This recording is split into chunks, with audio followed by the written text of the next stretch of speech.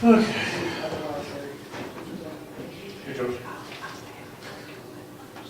George, want to lead some pledge? Allegiance to the flag of the United States of America and to the republic for which it stands, one nation, under God, indivisible, with liberty and justice for all. See, now here everybody says it. She says in school, half the kids just stand there with their mouths closed. They don't know the words. Probably.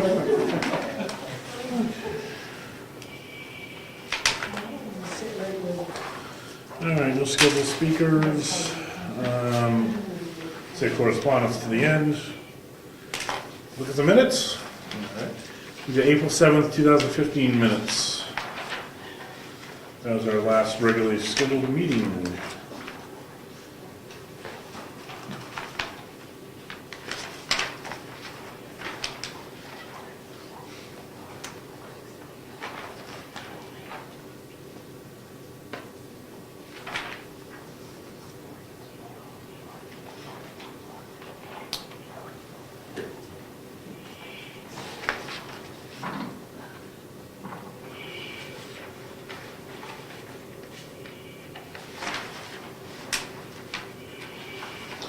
Motion to accept, or Make a motion to accept. I'll second. all in favor? Aye. All right, April 7th minutes are good to go. Any public comments? I would like to thank the selectmen for the breakfast Saturday morning. It was very good. We ate well. You're very welcome. Any other public comments? No? Okay. All right, Mary Lou, I'm not ready. you not ready? Wait a minute, but I could be. I We'll pull can. the notes out. Here's the notes, then we'll do other stuff later. Okay. So cash in the bank. I only have Meredith tonight. In the checking account, we have $97,446.64, and in the savings account, $332,142.45, for a total of, right now, of $429,589.09. We have a little bit of money in profile, but I had taken a bunch out a couple weeks ago, so not as much. Quarterly payroll statements will be filed tomorrow, both federal and state. And as far as I know, all of the state year-end reports have been filed or submitted to the state along with the signature pages. So I'll go online and keep checking to make sure they get accepted, but at least at this point, they've all been submitted. We talked earlier about Meredith Village Savings Bank offering us a line of credit, and I do have that paperwork to be signed by the selectmen tonight, so we'll do that later. And the last thing I have is that one of the audit recommendations this year was that the selectmen should quarterly check the bank reconciliation against the bank statement, and I'll show you how to read it to at least know that they're being done on a regular basis and we're not absconding with funds or anything like that. So we'll go over that at the end of the meeting as well. Okay. Do you have questions? Yes. 429 through today, or very close to today? Today, yes, today's balance. So that's April, we have May, And June. And our charming school, do you Yes. recall that in June, May and June and July are their big months? That's what I was asking. And so they don't want much in April. They only want 19,000 in April. Next month, between now and the end of June, they will want almost $300,000, $281,681. We will have another payment of 70,000, basically, due to the town of Wakefield as well, along with life, all the other regular bills. Okay. So it'll be a little short. Looks like we'll be a little short in June. Unless we juggle. Unless we juggle or do the line of credit or see what we want. Yep, yep. All right, so we'll come back to you about reading, how to reconcile and sign. I've reconciled the bank statements, Yeah, so but you'll it's just show how to us read it. how to How to read read it. We'll sign the letter of credit if we still want to go ahead with that, at least have it on record. Yes. Does the letter of credit, does that affect our bonding of you or anybody else? Is there No. a cost limit or No, value? Okay. no, totally separate. Bonding is handled through our property and liability insurance. So they don't care about the value? No, and it goes by what your position is and how much money they feel you're handling during the year. So I'm the big one, and I think Diana and her deputy are next, and then the town clerk is. See what that's at? Is it beeping? Yes, it's speaking. It's Is that what small. Nancy's talking about? Oh, yes. It's not green any longer. It's red. No, it needs a new battery again. Okay. All right. So you good? I'm good. That's gonna be annoying over Yep. Can't doze off with that in your ear. there. All right. Tax collectors. Yes, couple things tonight. First of all, we have the tax lien on the 17th. Here is a copy for the selectmen's file. Like that. We need to talk about what we're going to do with the two pieces of property that are scheduled for deeding.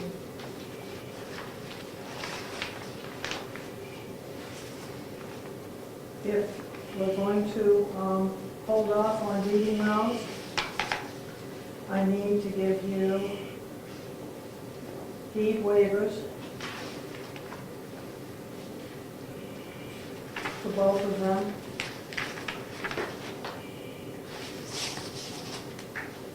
For you guys to sign. Fill in and sign if you are holding off on the deeding of those properties.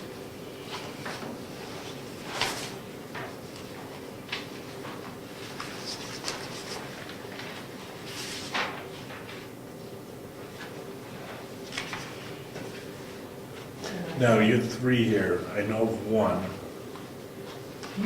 You gave us three? No, I didn't mean to give you three, I meant to give you two. Oh, okay. All right.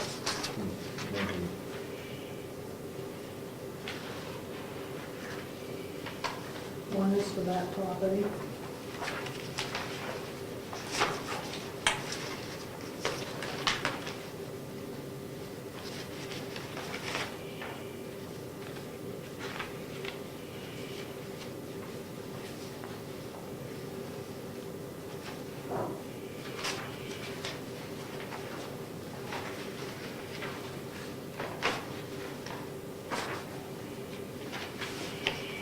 And I don't know whether you know this is the first one.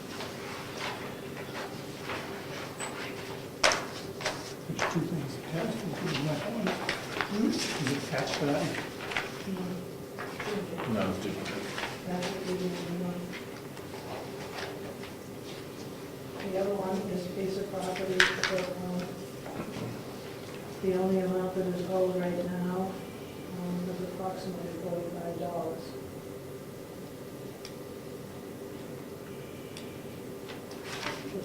The 2012 taxes were paid, but the interest, some of the interest and costs were not Okay.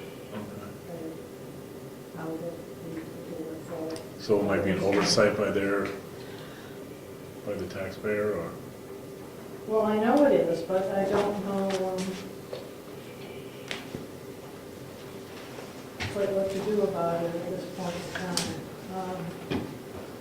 I know other municipalities do not deed property for it in that circumstance.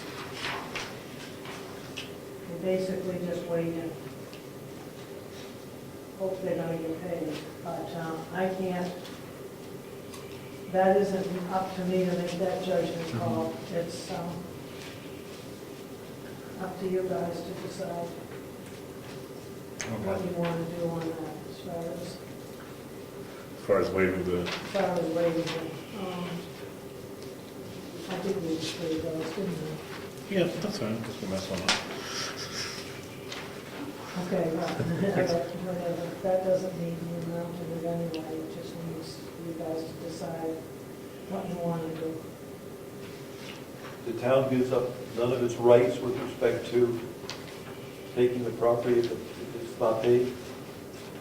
In other words, if we postpone it, or whatever the right word is, wait 6 months, we don't give up our right to take the property because we're giving them 6 months to pay. Correct. Correct. Because you do, you know, it's up to you to make that judgment call as to what you want to do. So if we do the waive, As that's concerned.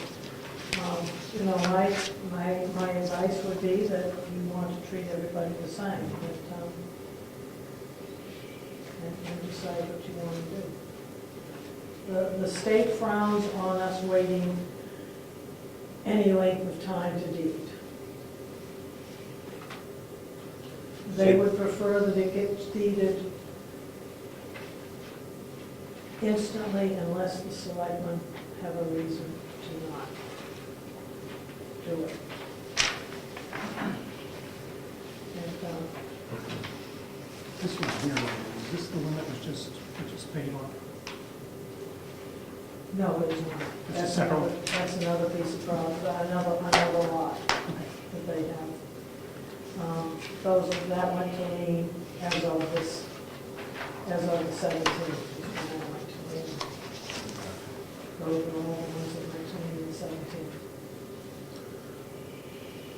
I'm inclined to say we do a waiver of the 45 because it seems like the process is something that maybe will be, that oversight, or what do you want to call it, could be worked out. It should be worked out through many conversations with her and a lot of emails and the whole thing. That was when they paid the full amount of that, which was $7,000 something, I believe. It was, let me know how much I owe. I know I didn't put all in, give you enough interest. And I did let her know. And I am at a loss right now as to why. Clear all that money up and then let $45 hang out there. And on top of that, it's a tricky situation because there is a mortgage on it also. And the mortgage holder has been notified. I don't know if people feel as though when it's that little amount of money that they don't need to worry about it. I don't know. But I have been very emphatic in making sure that she did know, she does definitely know about it. 30 days, a month? Can we do it once a month? See, because that was my question, you know, it's always a finite period of time, but But I think you should treat everybody the same. And two of them, and whatever you decide to do. Good point. You should do it. I think one's interest and one's taxes, that's where I'm, Well, no, it isn't interest. I think it was interest. It is interest, but it isn't interest. In other words, it was a lack of payment of the interest, but the state law requires me to take and apply to the interest first. So in other words, it's still the principal, because you can't lien or deed interest. So the tax collector always pulls the interest out first and leaves the rest applied to the principal. So as I say, theoretically, it was they paid the whole thing, and it would be the interest amount, but that isn't the way I see what you're saying. it's left. Because you can't lien or deed just interest. So the next tax bill goes out in June. Correct. If they don't specify which year they want to pay, we will pay this first. If I did another check for her, I only say her because the person I deal with is a female, you know, and they don't live around here now. They owe for 2013 has gone to lien and 2014 has gone to lien. So whatever we get for the next check would be earmarked for the 2013 unless she's specified. And I don't advise that, especially when it's behind a couple of years because it's too hard. Some people at times like to pay the recent one because they figure, well, this one's already gone to lien and this prevents the further one from going to lien, having more costs, having another increase of to 18%.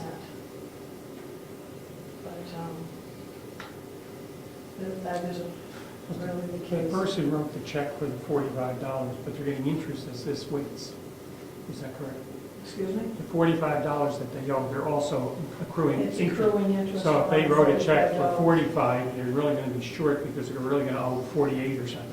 I can forgive $5. I can forgive $5. So it's, I'm sorry for bouncing it over to you guys to deal with, but it's not something that I can deal with. It's out of my I'll make a motion. jurisdiction. at I'll this make a point. motion that we wait till September 1st on both of these. And see if we get any money in June. My concern is we've, in the past, made an exception on something we've come to regret. Pardon me? In the past, we've made an exception on an issue with somebody totally different, and we've come to regret that decision. And that's what has me concerned is, you know, once you start doing for one, I know the circumstances are different. I don't want to manage this property. It's a house, it's a very nice house. It's not vacant land. And there's no, there may not, I don't know who's living in it. That's my concern, I'd rather get the money.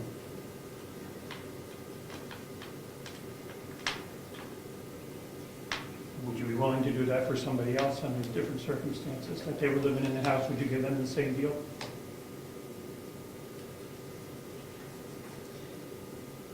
I think the answer is yes. If they paid $8,000 and we're off by $45 out of $8,000, I'd like to give the benefit of the doubt. Right.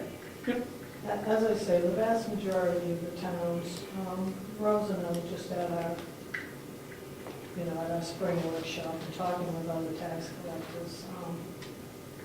The majority of towns for that particular circumstances, the other towns don't take it. Because one thing leads to another. In other words, there's $45 outstanding now. Next year, we're going to come up with a situation of if a payment is not made for the 2013 taxes, we'll be back, and they'll still owe the whole thing. In the meantime, if they send money in for the 2013, I would pull this out first, unless I would specify not to, so that would take care of the 2012 and leave the remainder due on the 2013. So in other words, we will get that money one way or another on that particular piece of property. I'm at a loss as to why this hasn't been paid. I really am. I surely did not think that when I talked to her and she sent the big payment in, she says, let me know how much interest is owed or how much more I owe because I know that I haven't got the right amount of interest. I let her know right off the bat, and I sure as heck thought that I was going to be getting that payment right in the return mail from it. My feeling is if they don't pay the June bill, they're sending a message. then they're gonna be 2.5 years behind, then we'll have to take it. It's an expensive property, not that that has a bearing on it, but we have to protect it once we own it. Well, both these pieces of property have houses on it. Yeah. That's true, but I think there's something in the works on one of them. Well, I know that they're hoping, of course, that that place of theirs will sell too, but, you know, as they say, to hold the whole thing up for $45 silly dollars is not something that you want to have come to that. I don't understand why it came to that. That's the other piece of property. I've got to go and get I ended up with so many things on my desk piled up for different things that I was doing between the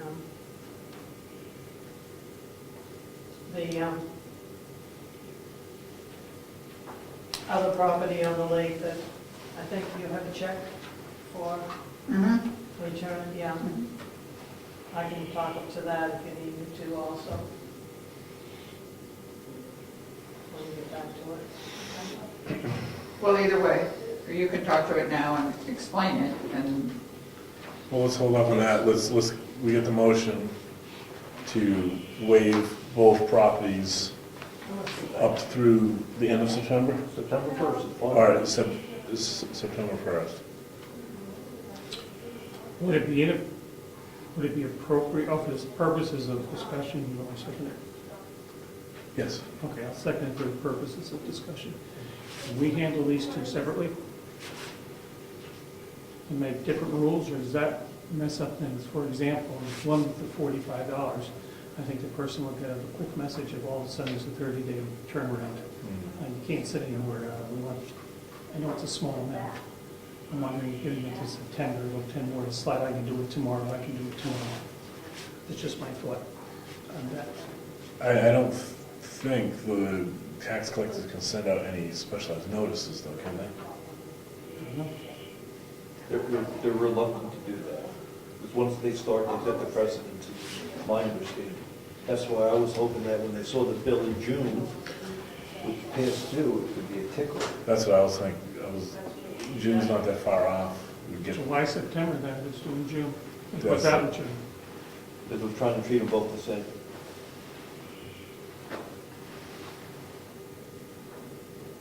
I think the other one's going to be sold. I was trying to give enough time for it to sale to go through.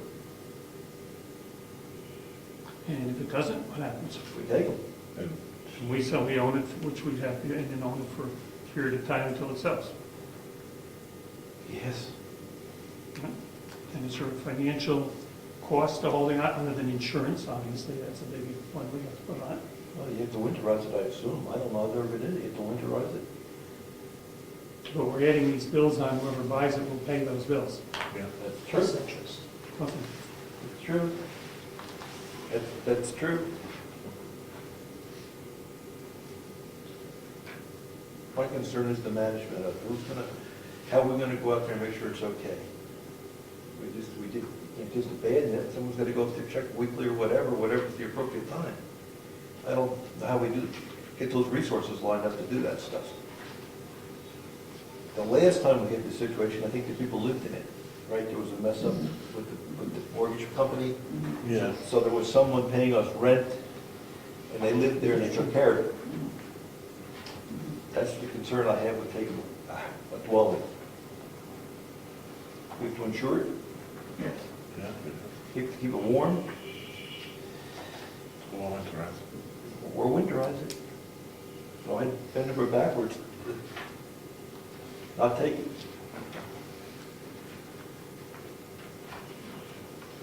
Okay, I'm gonna swap you back out of my file with this. These are those are the properties we're talking about, except one of them is self-explanatory.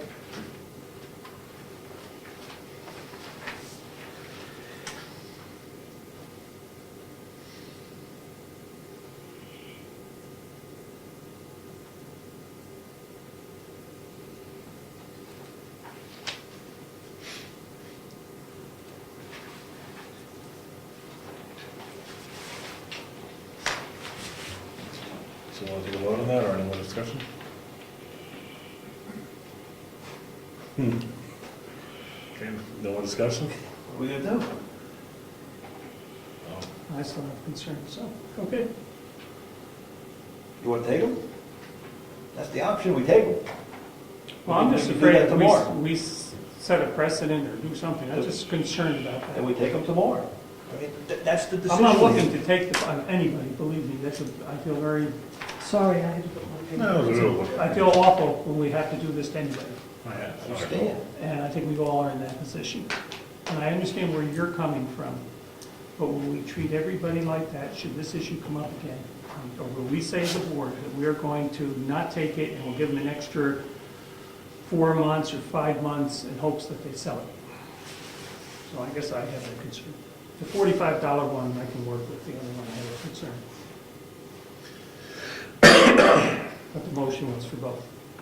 Trying to keep them consistent.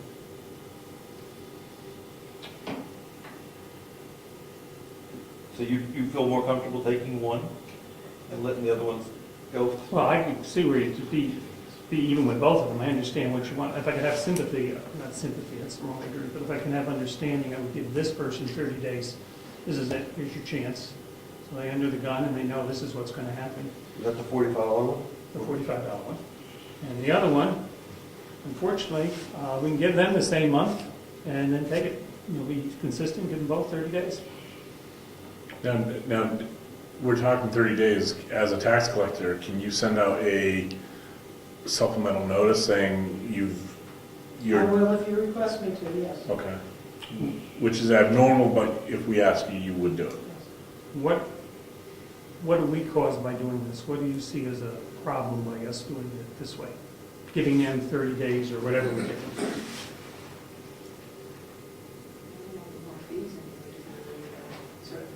If we do another certified letter, it will be just fees. It's not really, as I say, I don't know what they're doing in other towns when it comes to this. I think in the case of both of these, you've got some extenuating circumstances. What if we didn't act on them this week?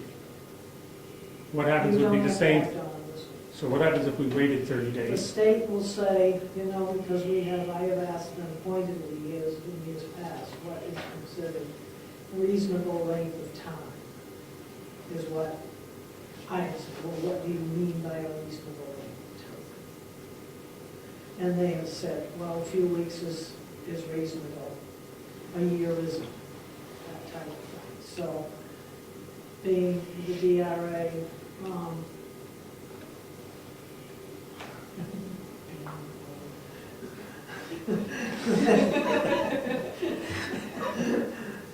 in their infinite wisdom, they pop it back at us all the time.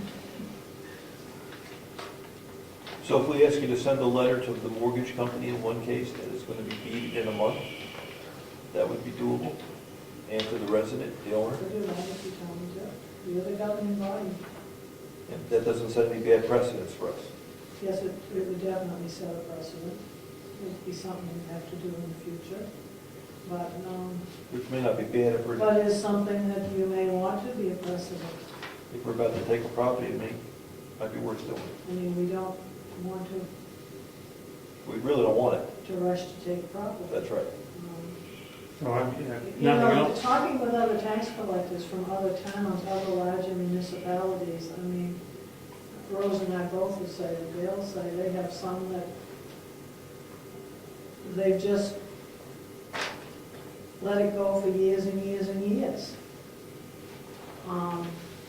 This of course, circumstances that we don't know what the circumstances are, the tax collector does not know what the circumstances are because it's not our business to know that. That doesn't mean that the taxes aren't still owed and it's not still accruing interest, because it does still stay as an unpaid tax. In other words, if you waive it, even if they waive it for repeated years to not take it for one reason or another, the taxes are still owed. It doesn't eliminate the taxes, it does not eliminate the interest. It's still accruing interest at 18%. It's just that the town has, for one reason or another, not taken the property.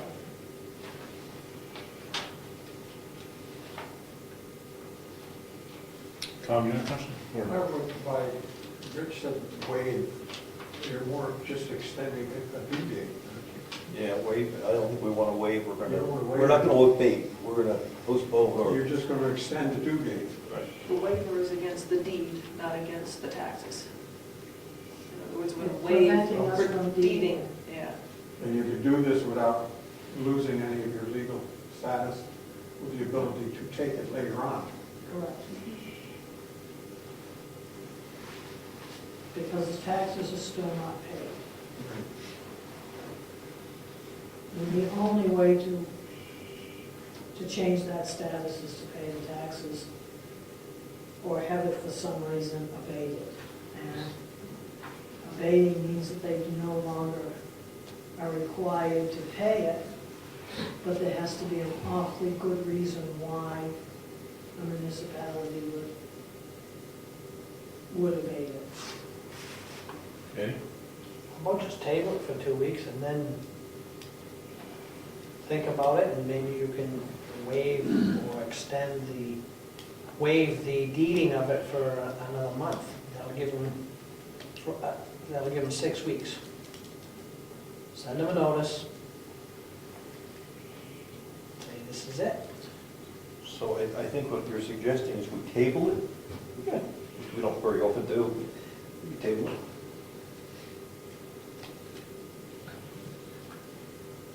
Mallory? So you guys, if they don't pay their taxes, you'll take away their land or whatever they're on, right?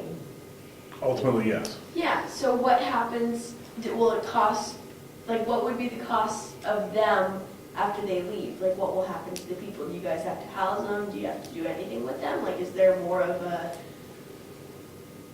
yeah, I don't know what the word is.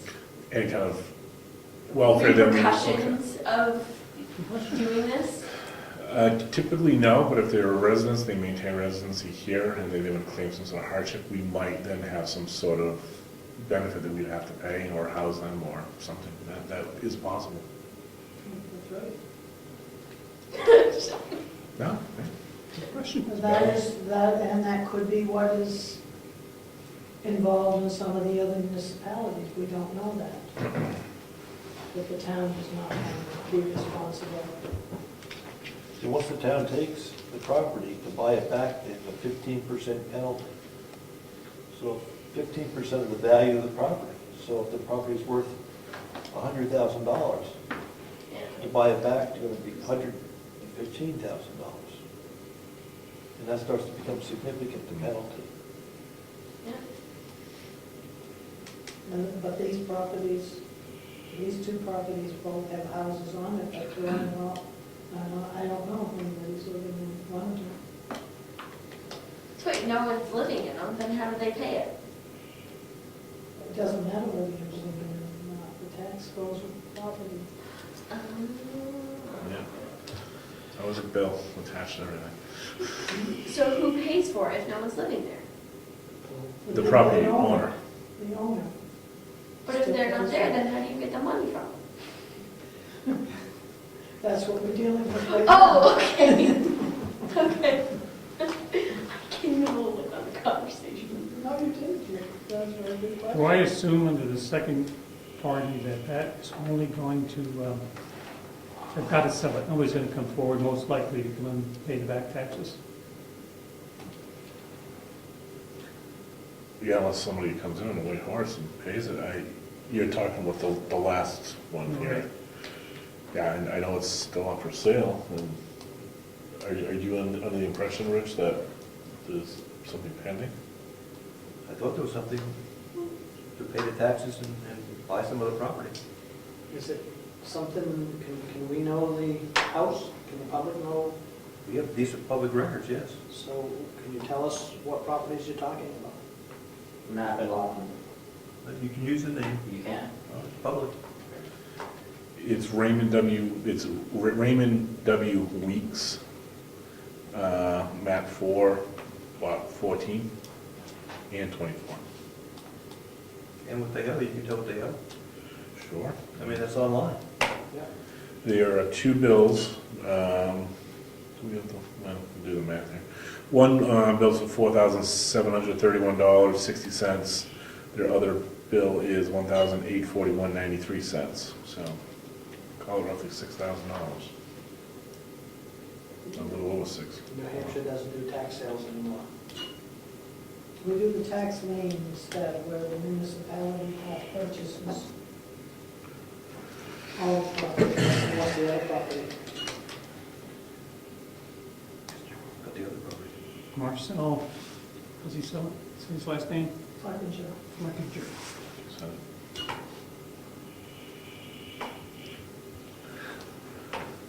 all right, we got Rich's motion on the floor still. It's been seconded. Any more discussion? Okay.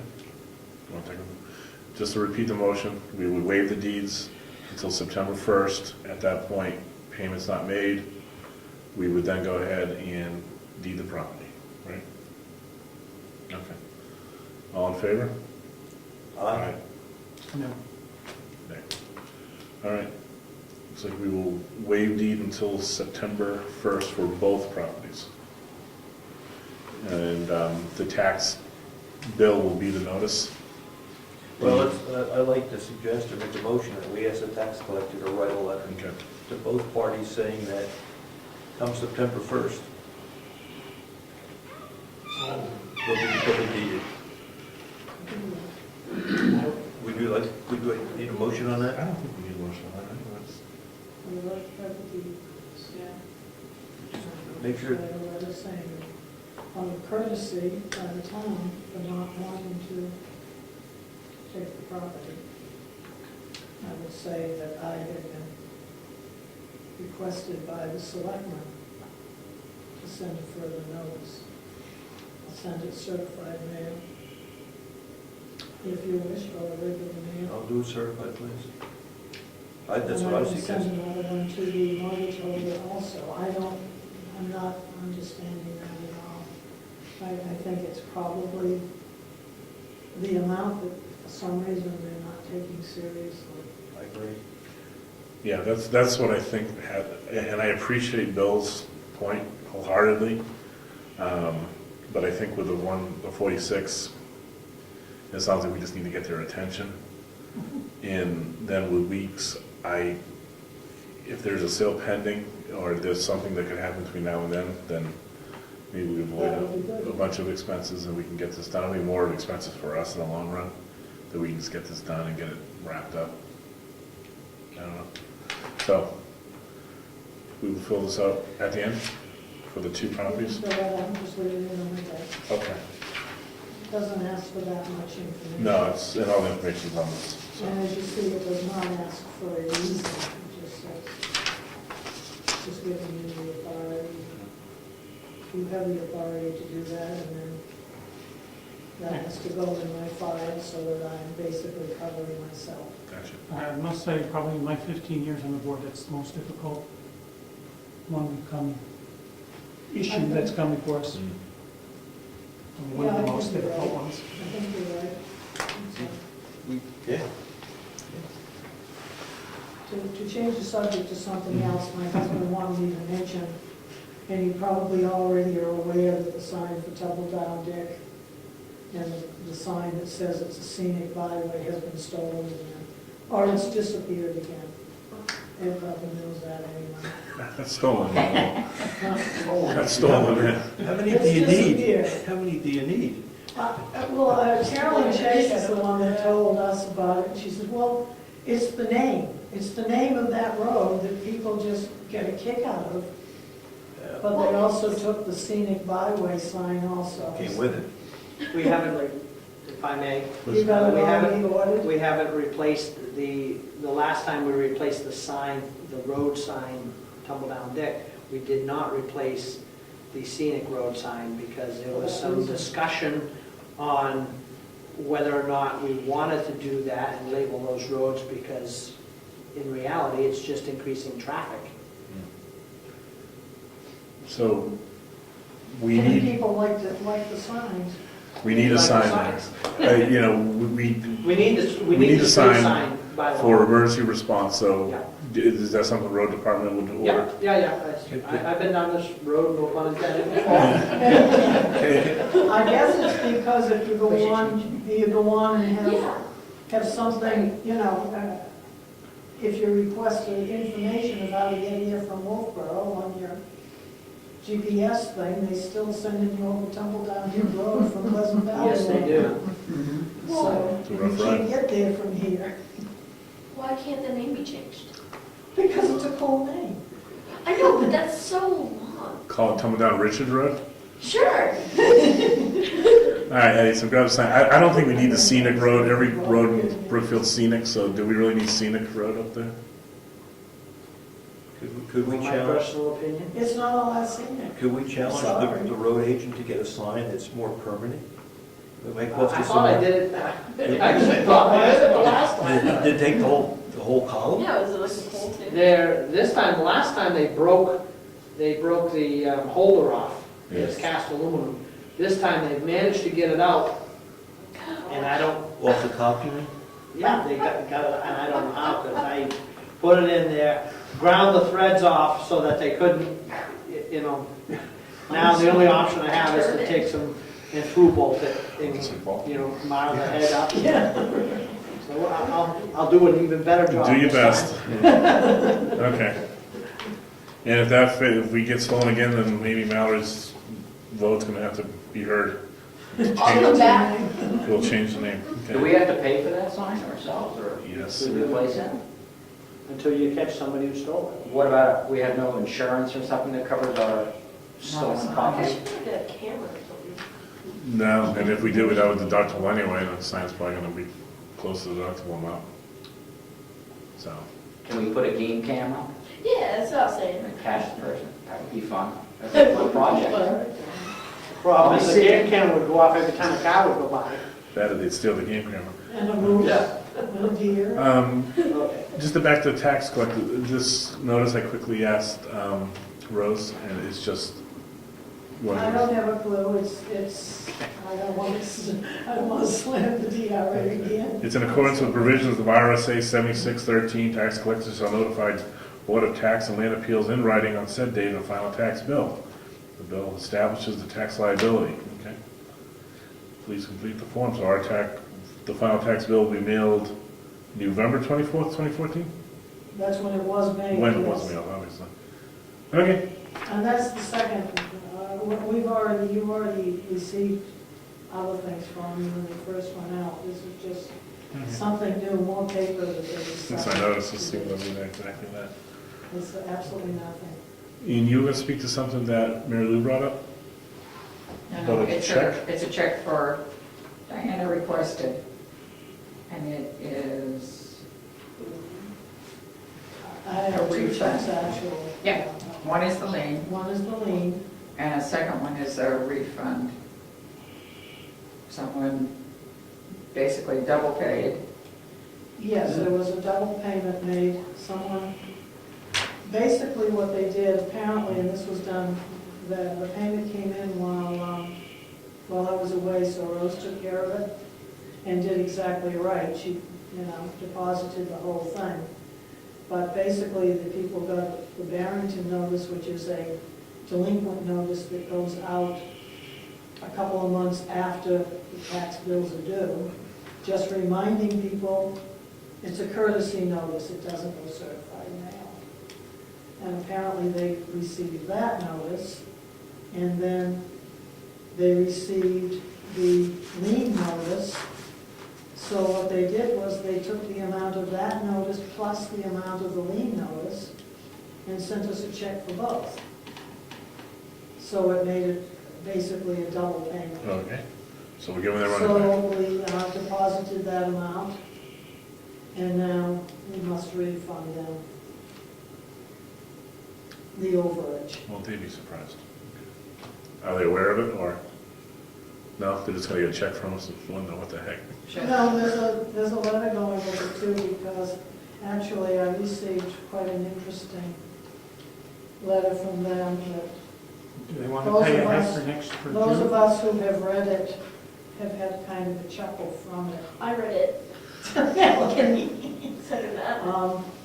Kind of disking the town as being Backwater. backwater, that's a good way to put We it. have Brookfield. Us being a bunch of dummies and not knowing how to do anything. So in all, it allowed me the ability to respond with a letter to them explaining that we are small, however, we're mighty, and we do things the correct way. So Fair as soon enough. as I get this letter, that my response to your letter will be coming out. Okay. And the other check that I am waiting for is to pay for the tax lien, which we do every year. Every year when I do my tax lien, I request a check from the treasurer to pay those taxes, and then I just put it right back in the bank. So it's just a turnaround bookkeeping. And we haven't come up with a better way to do it, so we've stuck with the way that has been tried and true for a good number of years. Ain't broke, don't fix it. That's sort of, but it's a big check, and when we have a brand-new selectman sitting in on the board, usually in March or April, they do a little bit of a panic, but you guys have all been through We've it seen it. before, so it isn't a big deal. Okay. All set? Yeah. Our administrative assistant is not here, but George, as the other administrative assistant, or whatever. Anything for us? Yes, I do. The assessor clerk's office originally received two abatement requests, one for map 99 lot 1 and one for map 99 lot 3. Avatar was sent those documents, and they have since sent to us our recommendations for these properties. They involve public right-of-ways to these, and so I'd like to give you their recommendations, including on here one of the properties' original abatement request. I haven't been able to locate the other one as of yet, but one of the properties' abatement requests for your signature, depending on what the selectmen have decided for these properties. In both cases, Avatar recommends denial.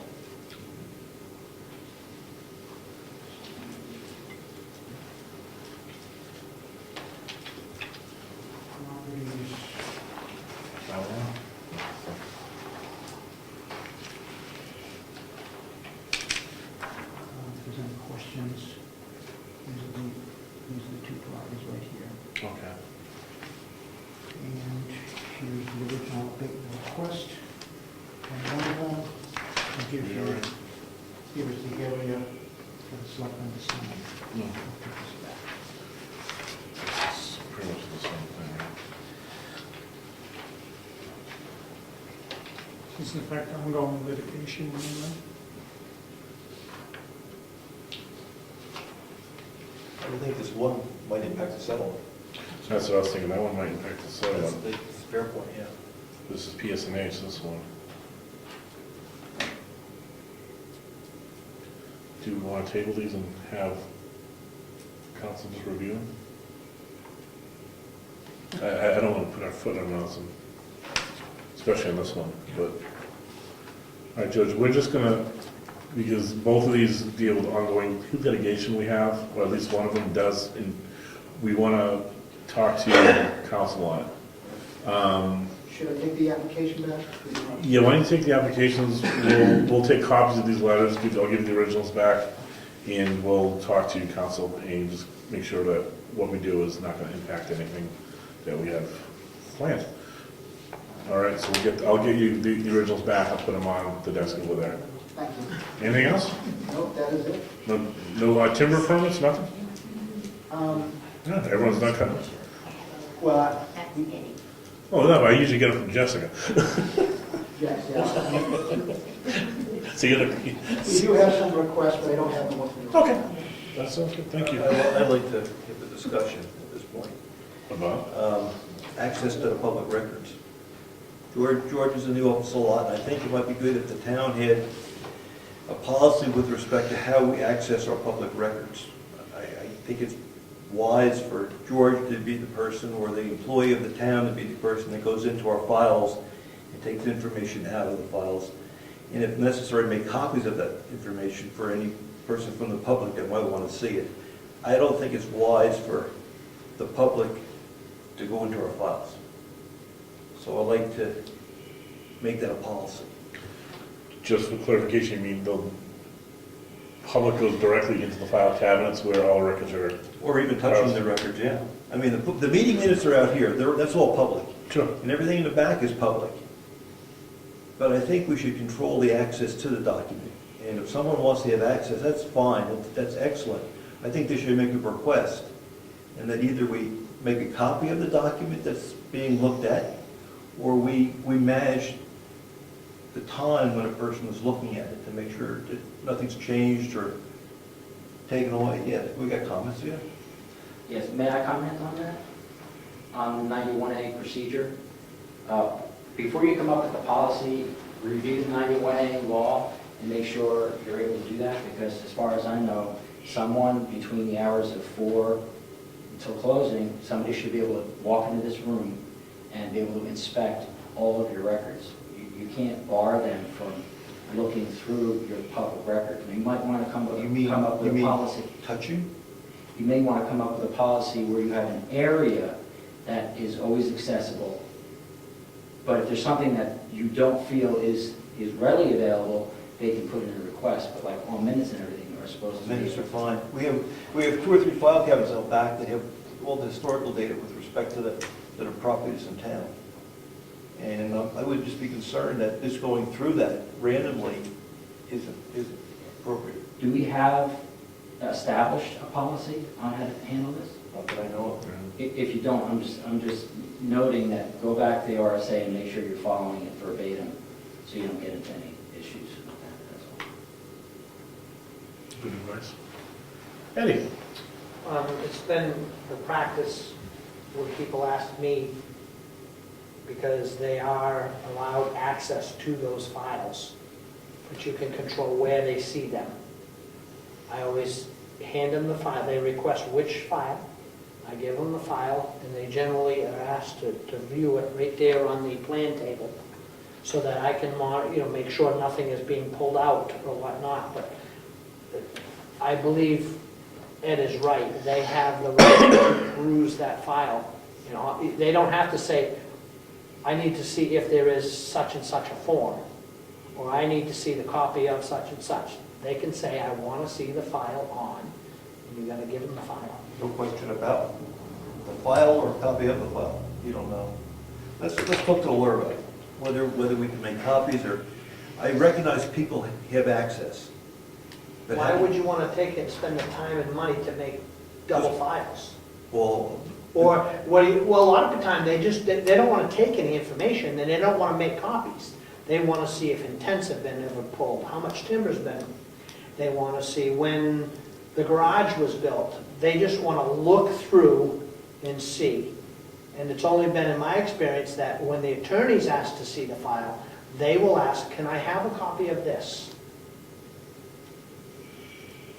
And that's probably going to be your most efficient way to provide that. So you're suggesting the employee should just watch? Monitor. Yep. And I wouldn't be a bit surprised if larger towns have an area where there's a camera. I don't think we need to go that. If somebody's in the building that has access to those files, they can be requested to view them on that table in the presence of somebody. I don't believe there's any law that says they have to have the privacy, but they have to have access to those files. Do we actually have a policy regarding 91A requests and how they're going to be handled? we follow the RSA. So you don't have a written internal policy saying Not that I that know of. step one, step two, and how it's going to happen. You could, if you did have that, as the town grows and expands and there's more records, it may actually work out better, and you could work in that, how someone from the public will be able to view it. I mean, you could put that in a permanent act, so when you're no longer selectman, there's still something in place that the next selectman can use. Okay, I guess what I'd like to suggest then is until we have a policy, we just have their employees monitor the activity. And Will you follow the Laura to talk to her, to see if there is, if there's another town of similar size that has a program in place, maybe we could, Yep. we can mirror it. Yep, I can talk to her. Okay. Sound good? Sounds good, because I think none of us are against people coming with the information, but there is the potential of somebody coming in, looking through, let's say, my file, and all of a sudden I go and there's a piece of paper missing. Not that they didn't want anything, but somebody takes something out, and the next poor person is not getting the right information. Yeah, So it has to be originals. guarded, has to be guarded, the information, for the sake of the original, They're originals. They're for all the people that. they're originals. Make sure things get filed back properly and whatnot. We can't have files, you know, if it gets misfiled, then it's gonna be a problem, so, okay. You talk to Laura, well, next meeting. Thank you both. All right, planning board. This planning board report is from April 16th. It was a brief meeting, but we did announce that we're going to begin soon. The master plan, we're going to update the master plan. It has to be done every 10 years, and it's coming up due. We are also going to start, again, it was a year before this, we started to see our first CIP. So we're going to do the CIP again, and those letters will be going out to department heads. The zoning ordinance that was voted on by the town is now official, it's in the books, and it's all official. There's also an issue where every year we get the new zoning ordinances from Office of Energy and Planning, and there's no clear way to make sure that our zoning ordinances are matching the new legislative changes. So we're working on an easier way to make sure that we're cross-referencing and making sure that the zoning ordinance is being kept up to date year after year, so we don't have it get ahead of us. That's pretty much, did I leave anything out? Yeah, it's pretty good. Next meeting is Thursday. third Thursday. All right, code enforcement, road agent. Let's start code enforcement. Anything I there was gonna first? say, I left the other stuff there. Many intents to cut. Yeah, that's why I was asking George, I knew that there was a bunch. Yes. So, would you like me to read off the maps and lots? Yeah, sure. Or just the homeowners, or Just the maps and lots of map 4, lot 8, map 21, lot 7? One at a time, or you want me to just go for it? Just go for it. Okay. Map 6, 1E, map 6, 1B. I got a question for you. Yeah. Why do these come to us? That's the procedure. It has to be the town assessing officials, which are you folks, have to acknowledge these and sign them before the state will issue a permit. So if we don't want it cut? Just, I mean, for 3 years we've been getting these and we I always... find out something new anytime somebody poses a question like that. And I would be willing to bet they're gonna get their timber cut anyways. Yeah. I know. Sorry. Map 26, lot 10. This one for you.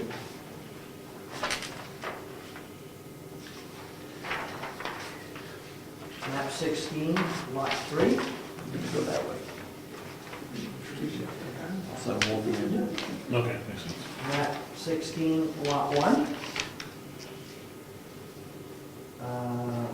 Map 24, lot 9.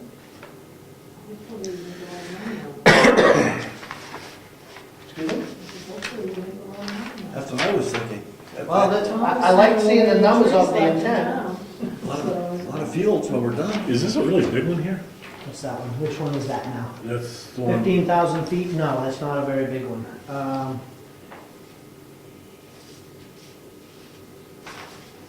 No, that's not big at all.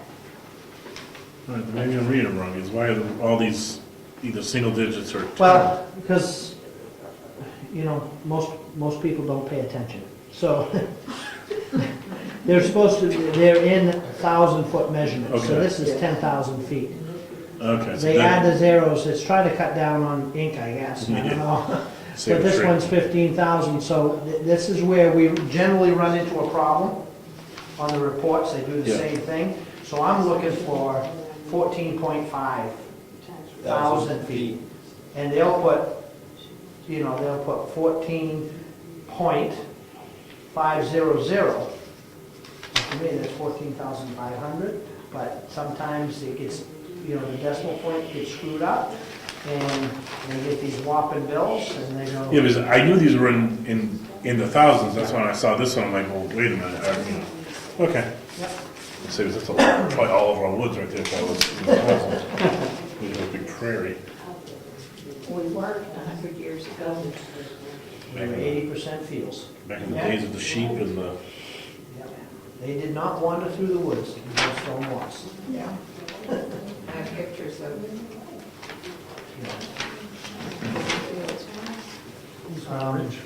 The eraser's last. Is that all? I have 2 intent to excavates. Ah, okay. It's tax time. Time to get a new one.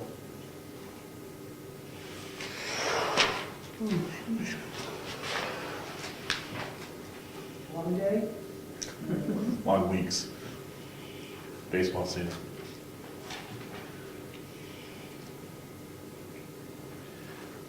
There was a question earlier about stone walls. Do you know whether you're allowed to modify stone walls if they're not a property line? if they're not a boundary. If they're an internal property wall, they can do whatever they want with them. Really? Yep.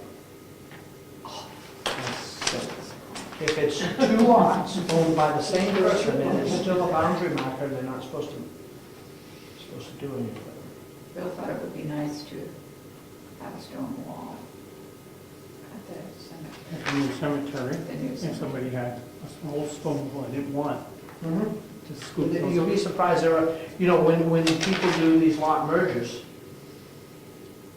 a lot of times you end up with, because that's not 2 lots, that's 1 lot. They merge 2 lots to 1, so it becomes 1 giant lot. The wall on the interior is now no longer a boundary marker.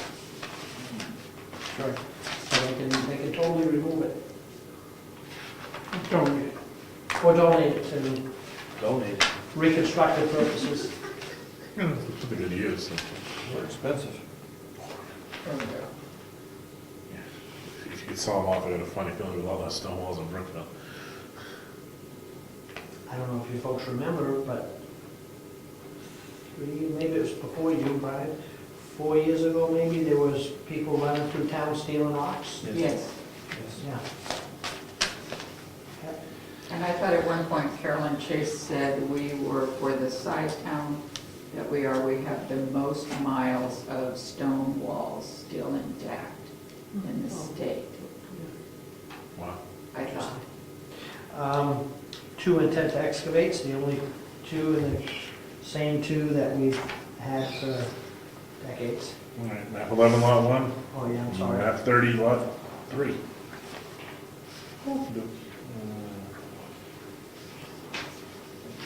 Your Dorothy slippers. That's the princess.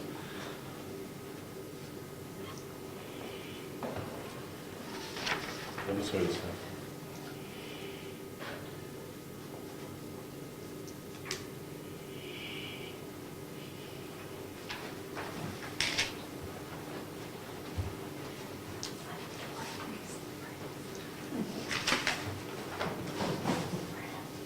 What's the score?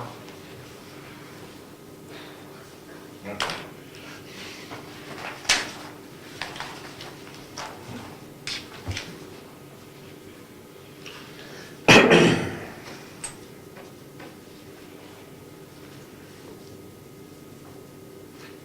before the 21 road yet? I'm sorry, I'll make my comment. Let me get the roads.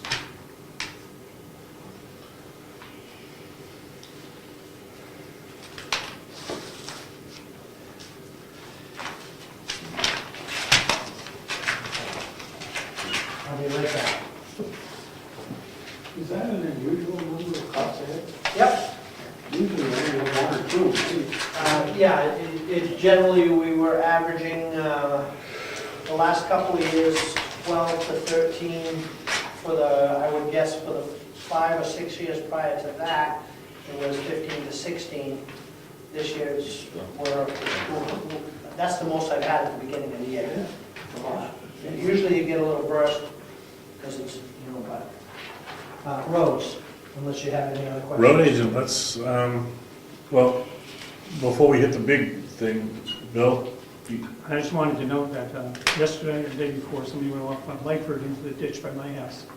I think they cut, wouldn't have saved him if the riprap was there, but a sports car, and someone had come and pull him out, he was in there good, the riprap is, on the other side of the road, so it didn't really make a difference. even oh, if so there. it was the riprap side? No, It was not The non-riprap side?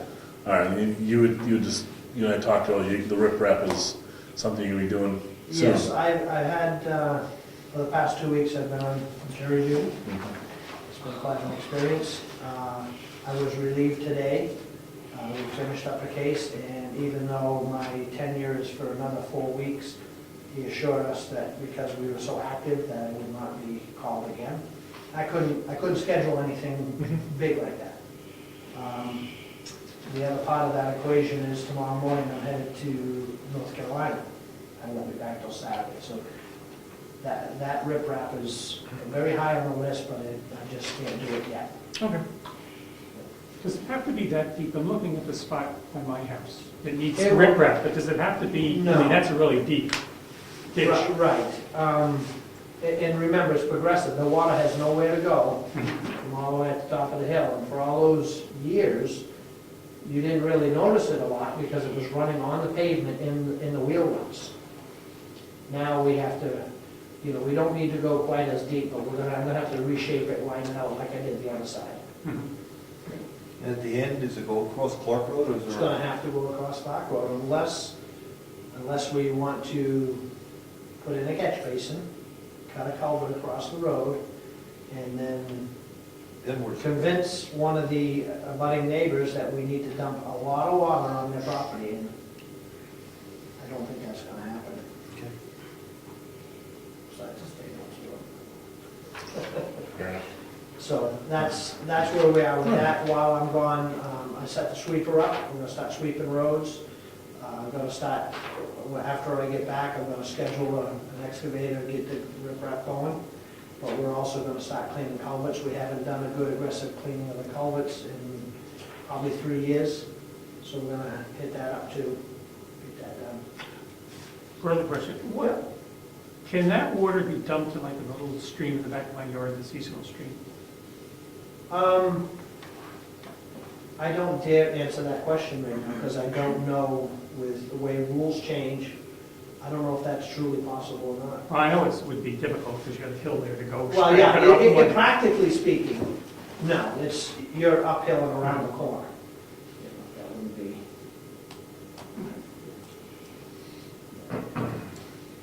So now we have the issue of trying to figure out what to do with the warrant money. And we were talking of changing gears, going to Stone Road. And I met with the paving company, and when I got his estimate back, numbers weren't adding up. So I went out, the length of road. I didn't like his other numbers either, but the big discrepancy was the length of the road.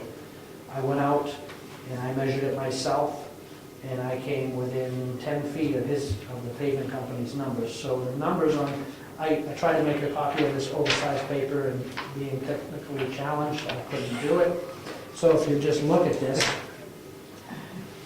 you'll see that the road committee, when this was done, The number was high? they had the length of Stone East as 1,700 feet, when actually it's 3,031. So that's going to affect your decision process. On the other hand, Stoneham West was measured at 2,700 feet, and we come up with 2,585. Closer.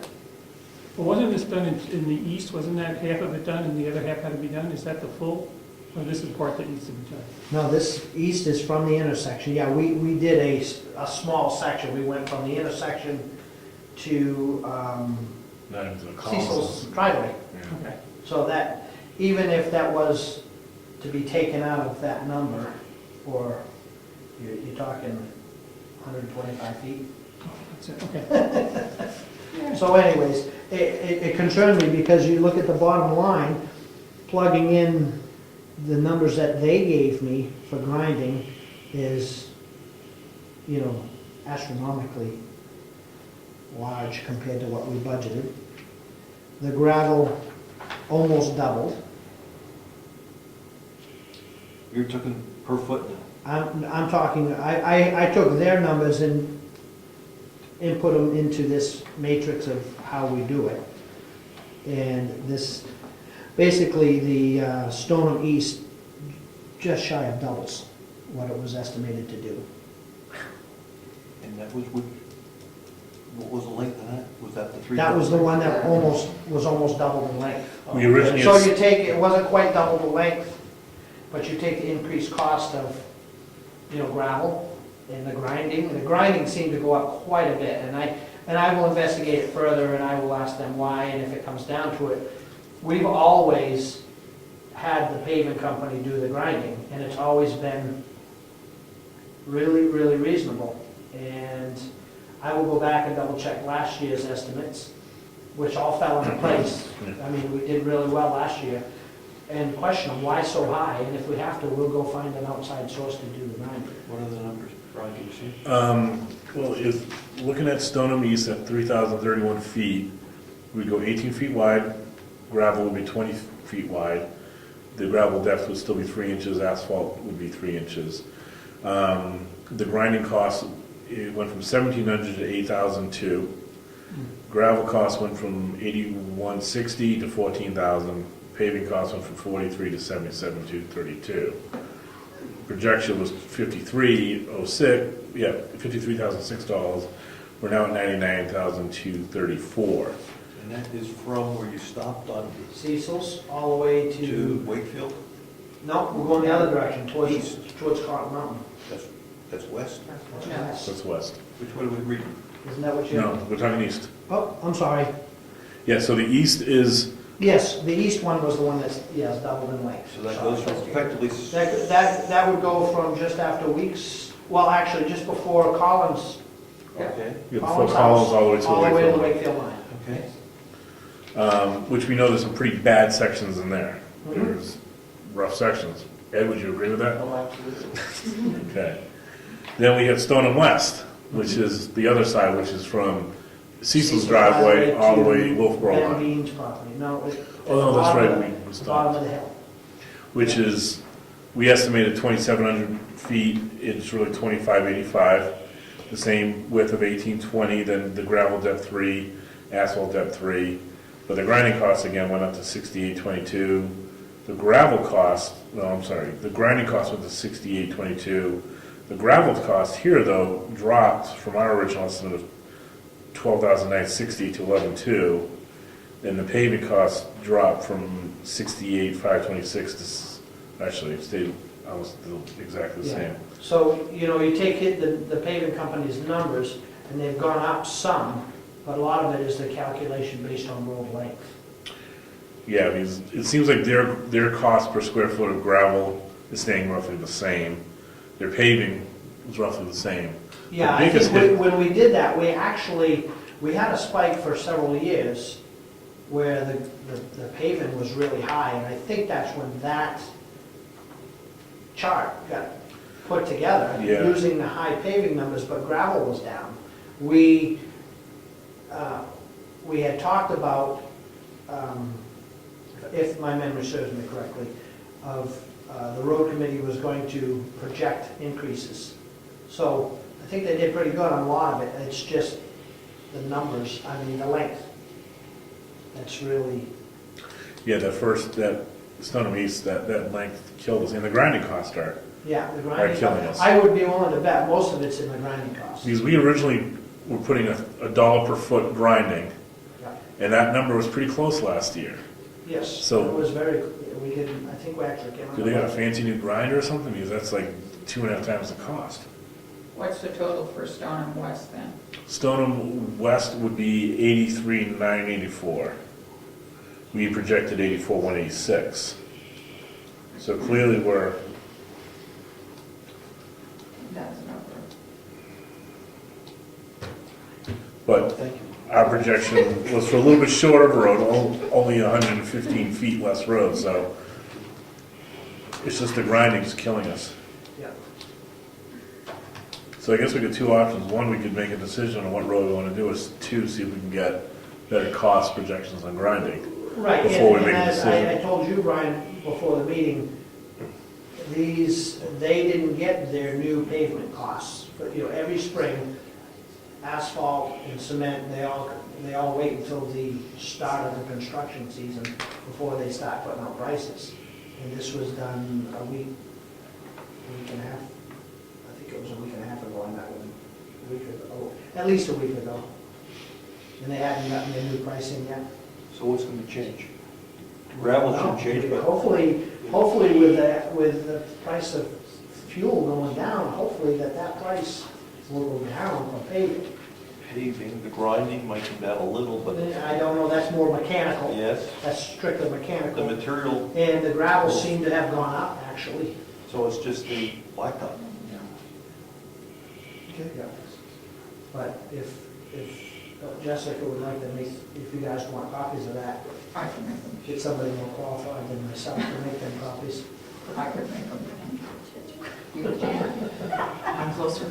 And then once we get new per foot numbers, I'll plug them into the spreadsheet and all these costs will adjust. I'll try to leave the lifer, I'll leave that stagnant. No, we'll just change them all. I think we just revisit it, and I will actually measure these, because again, I didn't formulate that chart, but I will go check those links myself. Yeah, I think to check the lengths and, well, let's find out what the grinding. I think that's the biggest thing hitting us there. I'll call them tomorrow. Okay. We have two questions. We'll go, Tom? I think you're saying that the Stoneham East, there was a big discrepancy in the distance. Correct. I think when the road committee did that initial report, we weren't going to do all the way to the Wakefield line. We're only going to do about half the distance. That may be why the numbers are. Maybe that's why the numbers are, because I'm trying to think, well, how could we be that off? Because that's, Well, I That's don't roughly a remember. half We're mile. not measured it, so it can't be too far off. Because the initial one was. But I don't know why you wouldn't do the whole thing. I'll say is the second half's still pretty rough all the way down. Oh, it is. Past Russell's Both sides Farm are and- equally as rough, and you talk, Ed, I don't know how often you go from the Four Corners to Wolfboro, but the complaints that come out of Pike Brook and all those are people that are traveling to Wolfboro, so they go out Garney and they go left. Yeah, and I plowed it, so I will put my personal opinion in is that one's just as bad as the other. Ed? I just had a process question. So if there's something that's not clicking, how do we do this? Do we actually come up with how much we're projecting the cost to be by doing the calculations ourselves and then sending it out to a contractor and saying, this is what we need and this is what we're going to pay? Or do we ask the contractor to tell us how much it's going to cost? We know what roads we need to do, then we have the length of road, we know the historical prices, we try to factor in some inflationary increase, not considering any kind of spike for unknown reasons. We then do the per foot number of gravel grinding pavement, plug it in, and the number comes out. We then go to the road contractors, and then they give us their cost for those items. We see if it correlates with what we asked for. We've historically been within, I'd say even less than 5% variance of what we project versus what ultimately is actually contracted. This is the first year that there's a spike. Obviously, the big spike is the grinding cost. The pavement gravel seems to be pretty consistent. It's the grinding shot up, and obviously, the doubling the length of the road is also skewing numbers. Thank And the warrant was for 75,000. I was just, you know, It's right here, you just looked at good, I it. was going to, 75 is what we're working against. so we've got a couple options. We could do less of east and cold patch west, or we can do a lot of west and cold patch east, right? Or not do some. We'll wait and see what the new numbers. Well, see, the other question, the budgetary numbers for the warrant were put together based off a different road. It wasn't Right. until we started getting a lot of complaints. We were, yeah, she took it, we were gonna do Moose Mountain first, right? Moose, and then we were gonna try to get something else in there too. Was Because it Pike Brook? I think it was an overlay of Pike Brook. Yeah, So, and then with all the carnage from up there, that road deteriorating. a lot of logging went on over there, and I think that's what killed the roads. Nah, it's just, Yeah. Yeah, but you see where those log trucks pulled in and out, that road got killed. That road got killed right there. Further up, I can't explain it, but either way, the road's in rough shape. right. I'd say Moose is bad, but I don't think it's as Well, bad. that's what my recommendation to you was, we certainly can get by on Moose. It clears, for me, it's about how well I can clear the road of snow. I don't worry so much in the summertime. It's more of a liability issue. If I can't clear it properly and the snow remains, slush and stuff like that remain on the road, that's more of a liability than the road's bumpy, Yeah. So it's definitely a cleaning ability. So I can clean Moose Mountain a lot better than I clean Stone Road. Moose being more of a hill is more of a problem though if you can't clear it Well- as well. There's some sections up there that when you get into the trees where the sun doesn't, the sun helps a lot up there in that open section. Yeah. But when you get into the trees, that tar is deteriorating, but it's a much shorter section. And that far up, there's much less traffic than what's going on Stone Road. My recommendation would be to do the west side of Stone and try to complete it.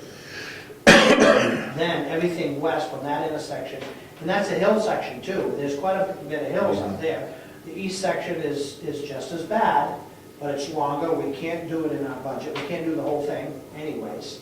And it's flat, it's a bump issue, I've got to be careful how I plow it, but at least if we do the hillside, and there's more sun on the east side too. Okay. Is there any, Please. is there any advantage, or let me ask this differently, the grinding, is that strictly grinding and removal, or is this a process to reincorporate that material It gets back ground into? and mixed in with the gravel that's there to help. Another long-standing issue with all the roads in town is they're too low. They're too low for running water off them and everything else. So historically, grinding's been very, very reasonable, so when you grind it, you get a chance to reshape it, and you add volume by grinding it and putting that pavement into the gravel. Then you add a little more gravel, and you repave it, and essentially you're lifting the roads, So you're adding to the base? the top of the existing pavement to the top of the new pavement, even though we only add 3 inches of gravel, sometimes it's going up 4, 5, 6 inches. And it gets the road up and creates more ability to get the water running away, which is the biggest detriment to a road. There's no advantage to reincorporating that removed asphalt into the cost of, lower the cost of the asphalt? I don't know if it's a different process. You use it a in different asphalt as opposed to the gravel. Right. Much larger cost because you got to haul it off. You got to bring it back to the asphalt plant. Oh, it just doesn't happen in the machine? No, because you got to grind it up much finer, and then you got to add oils to it, and you got to Okay. heat it back up again Okay, and all of that. okay. I'm looking for less expensive, not Yeah, more. no, it's not. Thank you. Can we go back to dirt? Problem is the spring, You get your pretty white truck up there. So I think the long and short is we need to verify some data and Yep. get some more current prices. But we just need to, we don't want to wait all summer long. No, I don't, no. I mean, we just at least got to start talking and discussing and finding options. All right, so can we get a better fix on the grinding? I will call them tomorrow, see why the grinding went up so much, and I'll ask them if they got their spring pricing yet. I almost think it's in the first week of May, so if he didn't have it, it's going to be real soon. Okay. But that's the biggest variable, is the grinding. Guys agree? I have another question. Yep. I've noticed a lot of large cracks in some of our existing pavement. Mhm. Should they be tarred, closed? Yep. Can we do that this summer? Yep. The town owns the equipment. Okay. We own it? Yeah. Oh, wow. Good, I found something. Did you know that? Okay. How much would it cost to do what we need to do? Any ideas how much that? No clue. Okay. And I know this doesn't seem like a reasonable answer, No, but it's all based, it's- you buy the sealant in I think it's a 1 cubic foot box of rubber crack sealant. Yeah. Heat it. So if your crack is this wide, which some of them are, Yes, they are. and Yeah. they're this deep as the asphalt is, Yes. that's gonna suck up a lot compared to a hairline crack that's a quarter wide by 1 inch deep. So, and that's, there's been a lot of opinion on, well, the state does it. Well, no, the state doesn't do it. The state does it until it gets to the point where they can't keep up with it and they're wasting so much time doing it that they just let it go and resurface the road. I'm just wondering, budget-wise, how much of I don't know, I would say, just throw a figure out, or I can think of a figure and say, let's just put this much to it, and we'll hit the worst ones. Okay. Well, I'd like to say save the roads, right? We don't want the water in those cracks. Right, and that's the issue, the more cracks there are, the more water goes in it, makes more heaving, which makes the crack bigger, and, Like, see, Gary, that's not that old, that's cracking pretty bad now, and some part of Clark. well, remember, the oldest from, Mark O'Brien's house, which is just below you, I guess you'd say, Yeah, below. yeah, From there all the way out, it was just an overlay over some really bad pavement. yep. That was strictly to get that plowable. So that's gonna crack. That's what's cracking the worst. Yes, The- and that's why we choose, or I strongly urge the town to consider doing this grinding, give the town a chance to reshape the road, add a little gravel, and repave, and try to reduce that. And I think that Clark, that was supposed to be ideally done and nothing was gonna happen to it. That was people who worked out the figures and everything for the town. This was the way, this is ideal, it'll never crack, we'll never do this and that. Wow, They weren't right. that's a pretty bold statement when you don't grind, because whatever is in the pavement below is eventually gonna come through.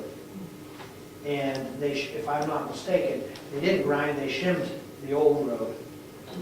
And then the other thing to consider is, even in a full reclamation, you have to do wear course updates.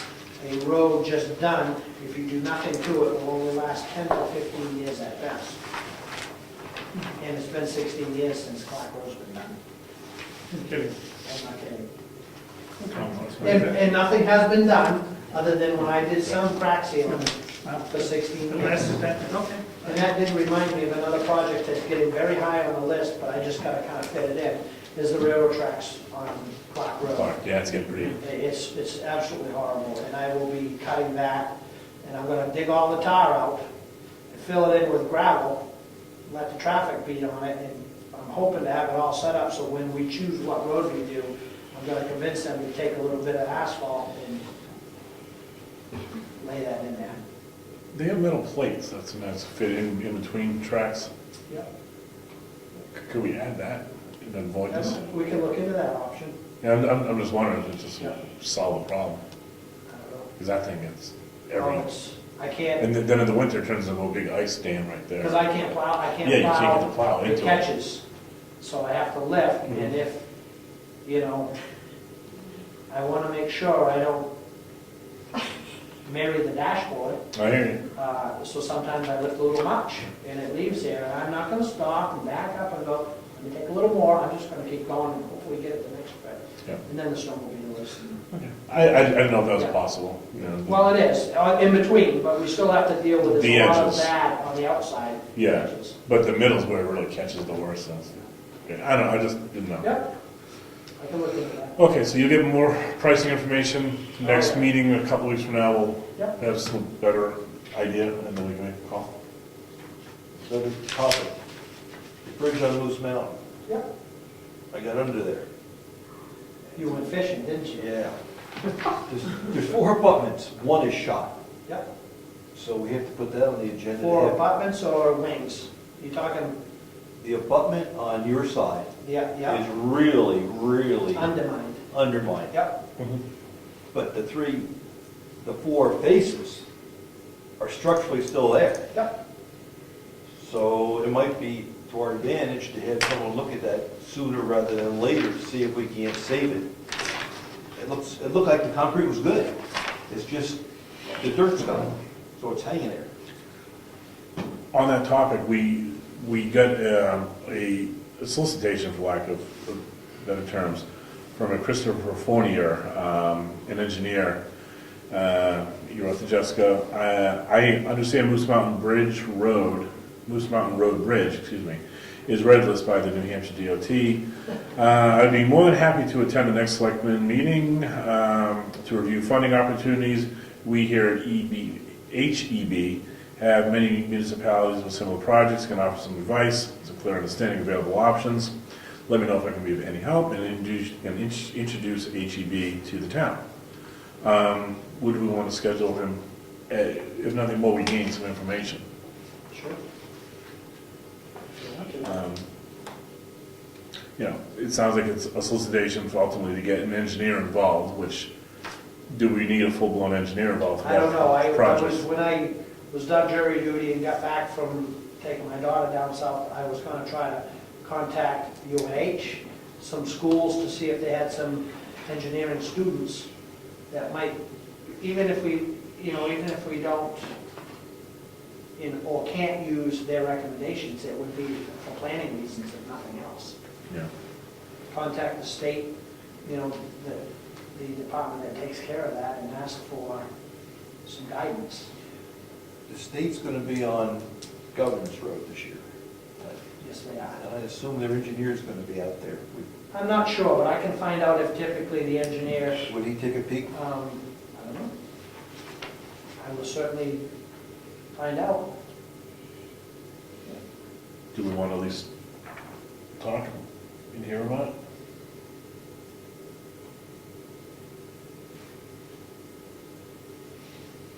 Or wait till we hear from the state?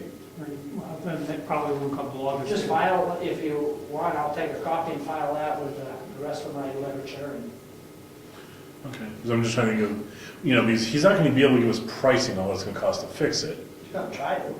Oh, okay, really?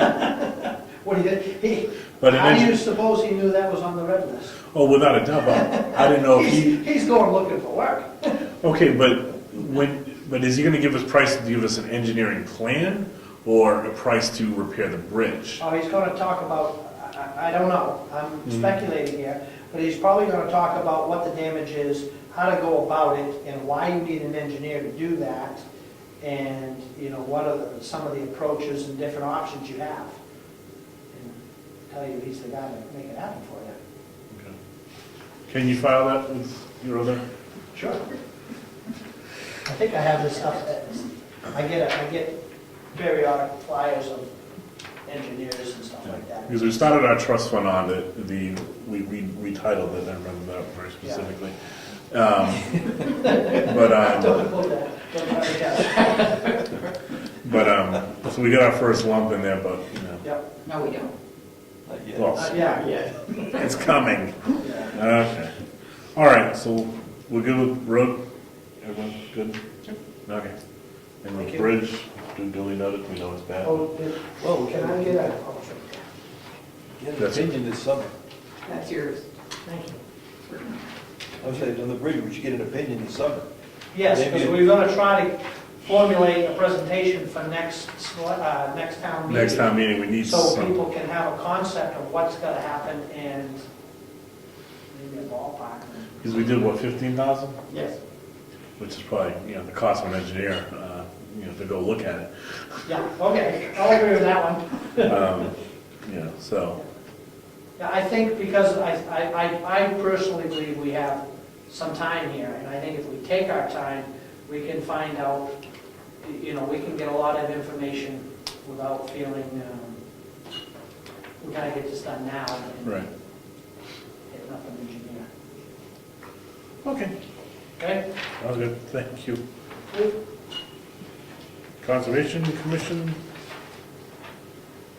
We had a very good turnout for road cleanup last Saturday. At least 18 people signed up and they wanted to participate without even signing up. Collected a lot of trash, of course they started throwing it out right away anyway. Make any difference. what's the beverage of choice that we're finding on the roads? What, most of it? Yeah. What, like? What's that? Like, the big can. Overwhelming winner. And the next Conservation Commission meeting is going to be held in the Churchill Schoolhouse instead of here. Yeah, which schoolhouse? I'm sorry, I was moving paper. At which schoolhouse? The Churchill Schoolhouse. Churchill School, okay. The meeting on the 6th. And tentatively, we may move the meeting there, the monthly meeting on a permanent basis. See how everybody likes it. We have to get, I have a key for it for now, if you want it back, or should I just keep it in? Tom has the schoolhouse, the townhouse key that we loan out, so. Okay, So he has it. If we need another copy, we'll get it back to Bob. all right. Who's keeping track of? I have a couple copies. You have He's got those? the one on the lanyard, On the what? the lanyard, the colorful around your neck. I'll That email was you the somebody number. else's. Yeah, I'll email you the number. is there a number on that one? Yeah. Okay, yeah, that would be good. You might have already done that, but, yeah. Okay, Um, that's all. On the topic of conservation, the Lakes Region Conservation Trust. Oh, I'm sorry, I think you're telling me to shush. I was like, well, she wasn't supposed to. See when she shushes me, shut It's up. later. They're located in Center Harbor. They copied us on real estate owned by Lakes Region Conservation Trust. And dear members of Brookfield Board of Selectmen, enclosed, please find BTLA A9, which lists real estate on which exemption is claimed, and Form BTLA A12 charitable organization financial statement for the Lakes Region Conservation Trust. That just goes to me. So it just looks like they're claiming tax exemption for land that they put into conservation, so. They do that every year. Yeah. You just have the other one. Getting it out of the way, and letting people know. Shush me. Emergency Management Director, not here. One action item, we need to get a battery over there so it stops chirping. Is it a 9-volt? In that thing over there? I think it is. I think it was a 9-volt. And now it's, what was it the last time? It was a 9-volt, right? Because we thought it was the battery pack, which was like $500, but it was a $2 9-volt. All right. Can you grab one, or can you grab a 9-volt? Okay. Get two, because the chances are the one over there is beeping too. Yeah, we also keep them both on the schedule during the spring. Okay. Forest Fire Warden. Permits are required. Snow is gone. Oh, yeah. The fire danger is high, I saw. Yes. Okay, so don't burn open, call for permits, and Rich will come see you. Heritage Commission.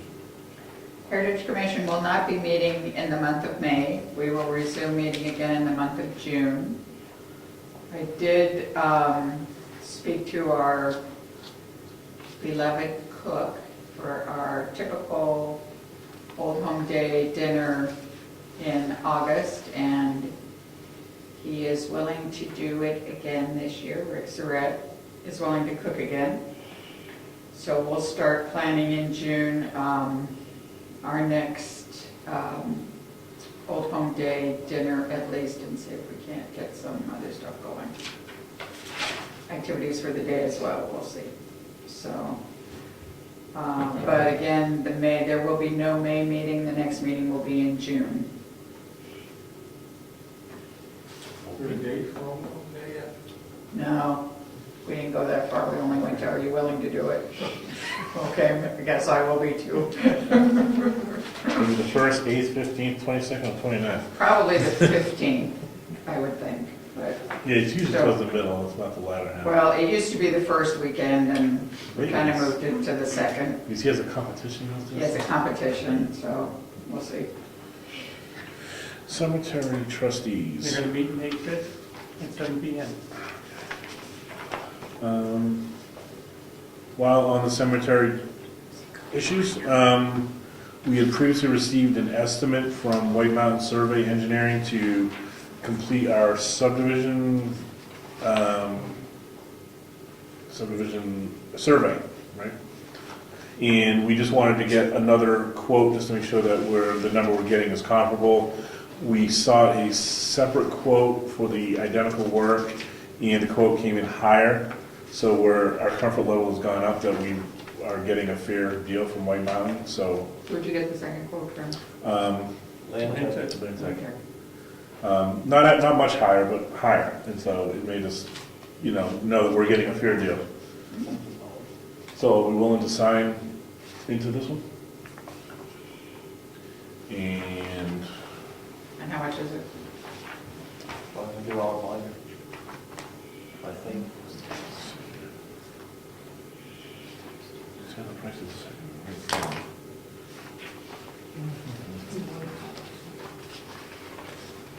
Now, some of that says that, does it say that could be lowered if they don't have to spend the money or something? I'll read the fees section. I propose we perform these services at an hourly rate in accordance with our standard fee schedule for budgeting purposes and based upon the services outlined above in the prior 3 pages. I estimate the fees for this service will be approximately $8,200. This fee is meant to be inclusive of our time, exclusive of our application fees, of butter notifications, backhoe rental, and similar outside expenses. I even close our standard contract. So there's a $500 retainer, but their estimate is $8,200, and I think we're just at the point we just need to get going on it and get it done, and it looks like we're getting a fair price. Well, What? I don't know if we need to come up with somebody out of the area, whether there's, You mean someone that maybe, okay. I'm not trying to delay this because I think we need to do it as soon as possible. But I'm just concerned, and maybe it's just a going thing, to get maybe somebody hungry for some work. I don't know if land surveyors are hungry for work. That would do it for us. What is this for? I was in my office. This is for the subdivision of the cemetery land, to carve out the acreage for the cemetery. So you've come to an agreement on that? Yes. Oh, We signed a purchase and sales agreement, and we have the survey estimate and contract here. for how much land? It's 5 acres, right? To carve out 5 acres, and how much, what are the prices? $8,200 on this one, and it was $9,600 on the other one. So this one's $8,200 roughly. And that was White Mountain and Land Tech? That's White Mountain and Land Tech were the two that we went to, and White Mountain came up cheapest. Does that seem high? They want more than that for me to do a survey. And we've heard from another party that was involved with another cemetery issue, and they were giving us the indication that is a very fair deal. Okay. So, I think we I should. don't know many surveyors around, is the thing. Come on. I asked the planning board, I gave a copy of that contract to the planning board at the last meeting, and said a lot of these regs are because they're in our zoning that we have to do this for a subdivision, what can we waive? And they're gonna get back to us at the next meeting with what could be waived. I mean, the test pits would be one. You can waive everything, you're immune to your own rules. I'd like the planning board to say that. Given it's their rules. Not to say that you should waive everything, But but we're test pitting the acreage we're not taking. Maybe we could waive that for a start. And there's a lot of opportunity to waive this and bring that price down. They owe us an answer. Yeah, I don't think you're gonna be wanting to put a septic system on it either. That's what we were So there's a thinking. This- consideration there that they have to, you know. That's why I gave them a copy of the contract. There's some things we want, Sure. but there's some things I don't think we need. Maybe we should put a cover letter on that suggesting that we're going to try to get some of the work waived, which would reduce the price, I would hope. Sure. Would that be appropriate? I don't know. Yes. Yeah, I don't see why not. Or ask that they give you an itemized bill. Well, we want to get them before they do it. Is that my opinion? All right, so we'll sign into this. Yeah. Get going, you'll get a $500 retainer. I'll give you a copy of this signed in the agreement and go from there. Sound good? We need a motion on that to do these votes? Yeah, it wouldn't hurt. Probably should. All right. Bill, the motion? Make the motion. So we go with White Mountain. I'll second. Okay, so we got a motion, we go with White Mountain for an estimate of $8,200 and with a $500 retainer. I will sign for Brookfield and I'll get this over to White Mountain. All right. Any discussion? All in favor? Aye. All right. Okay. I'll do that, okay, that too. All right, no more cemetery talk? I guess I'd like to get a copy of that from Mrs. Hunter, just to keep her in the loop. Okay, when we sign it, and we'll give her a signed copy. With the purchase and sale. Sure. Okay. And she may have stuff that would help them out too. I think she's given most of it to her. That's why Yeah, that's how they got it. that's why they're building on that foundation. That's why it surprises me. I mean, they've done all the deed research. They've surveyed the property on the outside. Okay. Surveyor's gonna make a living too, you know. Town clerk. Quick town clerk note, they are going to be taking the course for boating registrations. So once they take that boating course, they will be able to register boats here. That has not happened yet, but once it does happen, it'll be announced. And they're shooting for next year now because there's a Use the course, scheduling issue, so they'll be ready to do it next spring. Yeah, they're thinking the course is coming up, but they'll be around. No website statistics, we're good? Oh, Jim, sorry. No, the boards and committees. I'd like to go back to the administrative assistant. Uh-huh. How you doing on the spreadsheet? That's very, very helpful, your spreadsheet of all the contacts. Yeah, I got a couple emails today, well, past couple of days, so I printed that out and I'm gonna update it. Okay. And the website at the same time. That's very helpful. Thank you. I got 2 emails. Anything else, you good? Yeah, no. Okay. All right, old business, we just talked about the cemetery contract. Summer maintenance.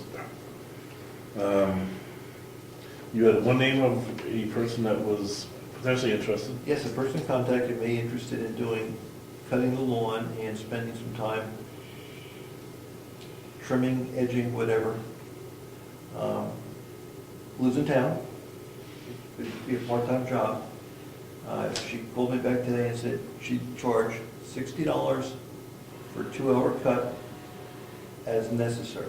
Because I said the grass doesn't grow in August, but it might grow twice as fast in June. So she says when she comes over, if we want to do it, it'll be $60 a visit. And some of the time, if she doesn't need all that time to cut the grass, she'd do some edging, she'll do some work in the area. Make sure we get her 2 hours. Pardon me? That's for, That's right. I thought the gentleman that was doing the snow plow was doing No, we want a different direction on that.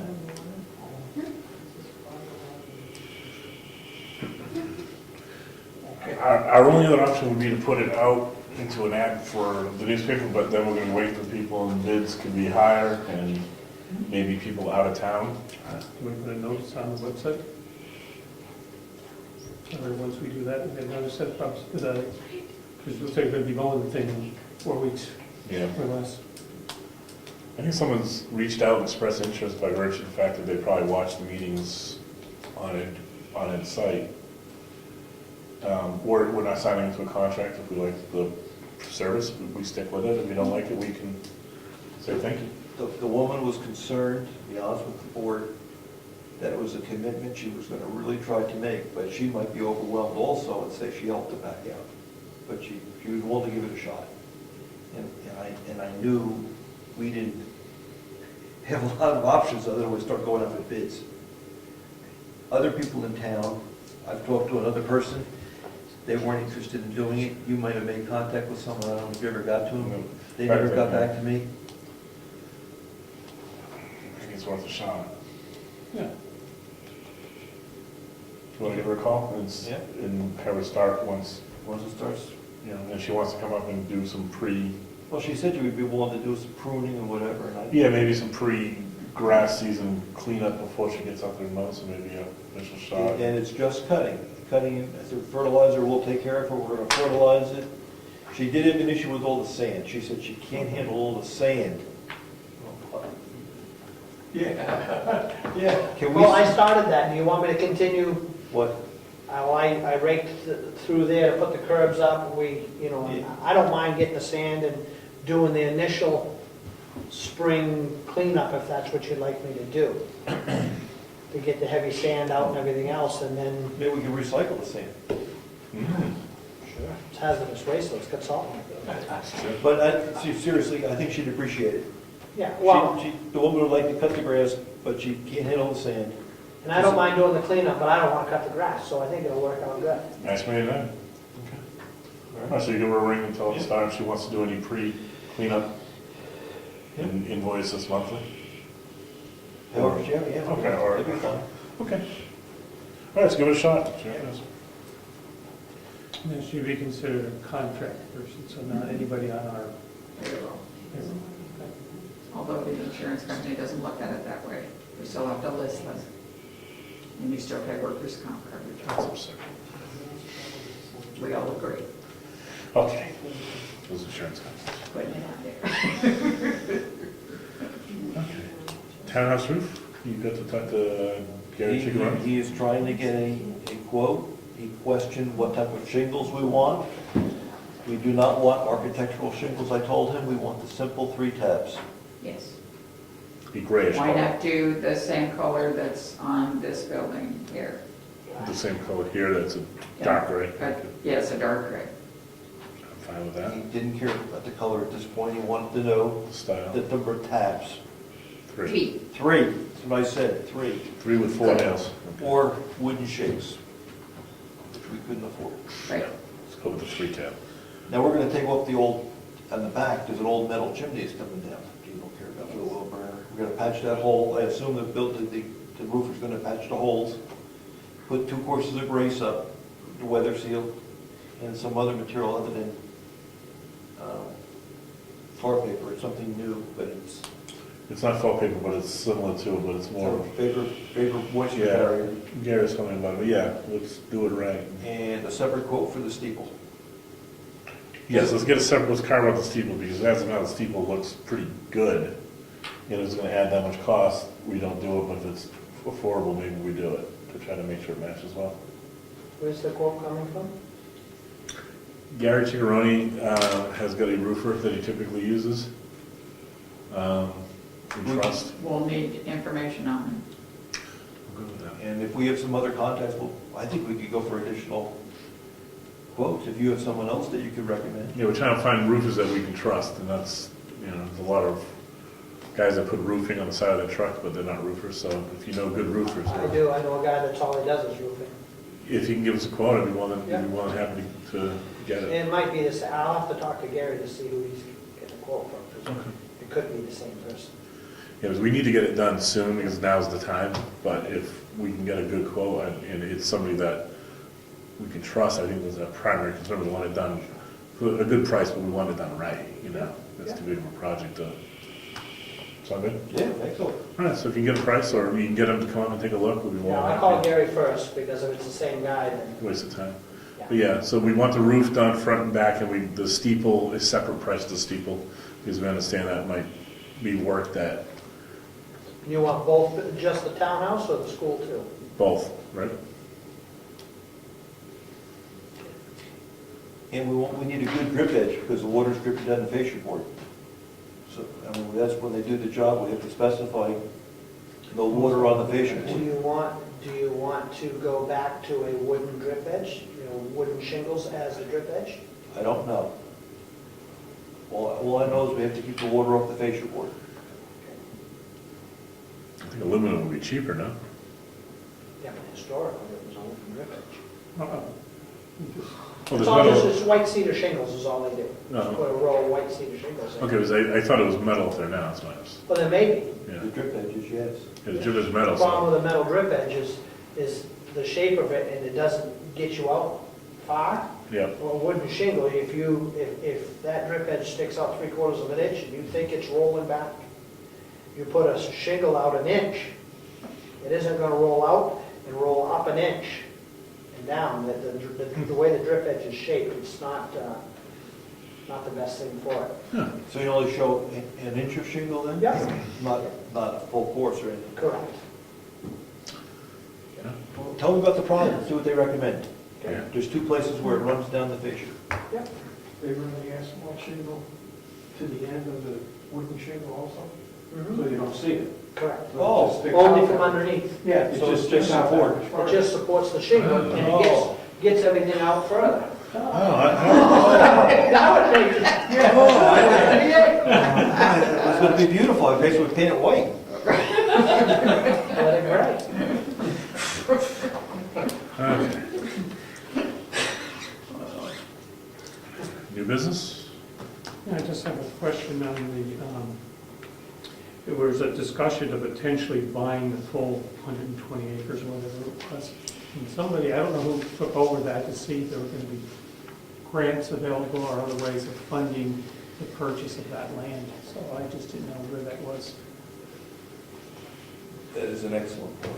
I've nosed around, and we've talked about it at the Conservation Commission.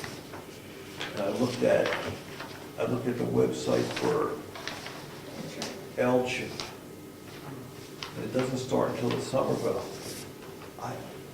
Most grants. I have no idea how to do this.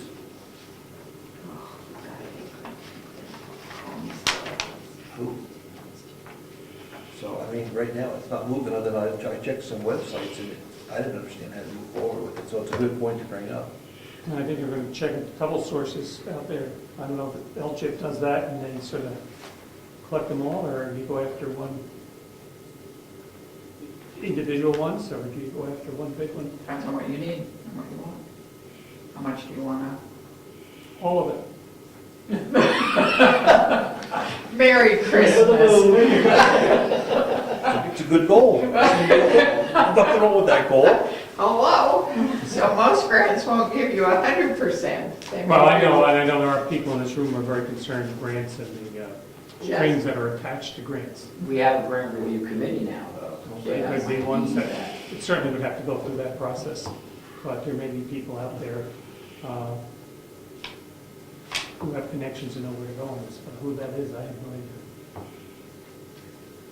And March is coming up. Yes, it is. I'll say that. The cemetery trustees are meeting quite soon. May 5th. That'd be a good time to talk to them. 'Cause I'd like to go to that meeting and listen anyway, so Okay. maybe we can get some help from that. Sounds good. You got a new business? If not, do Verizon business, and I got an email with a couple questions.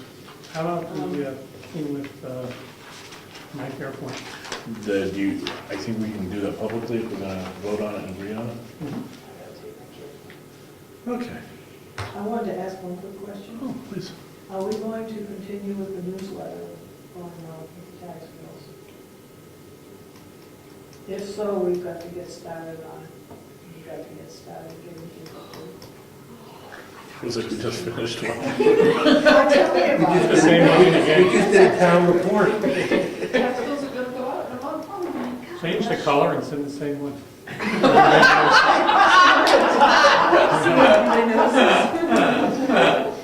Well, if Alrighty you then. don't think they're beneficial, if you think people are They are. getting all the They are. information from the There. from I the think we website, need to, then we can yeah. eliminate them. No, but It's it up to gets, you guys. it gets good information out, and the website doesn't get, it gets plenty of traffic, but not enough to roll out the newsletter.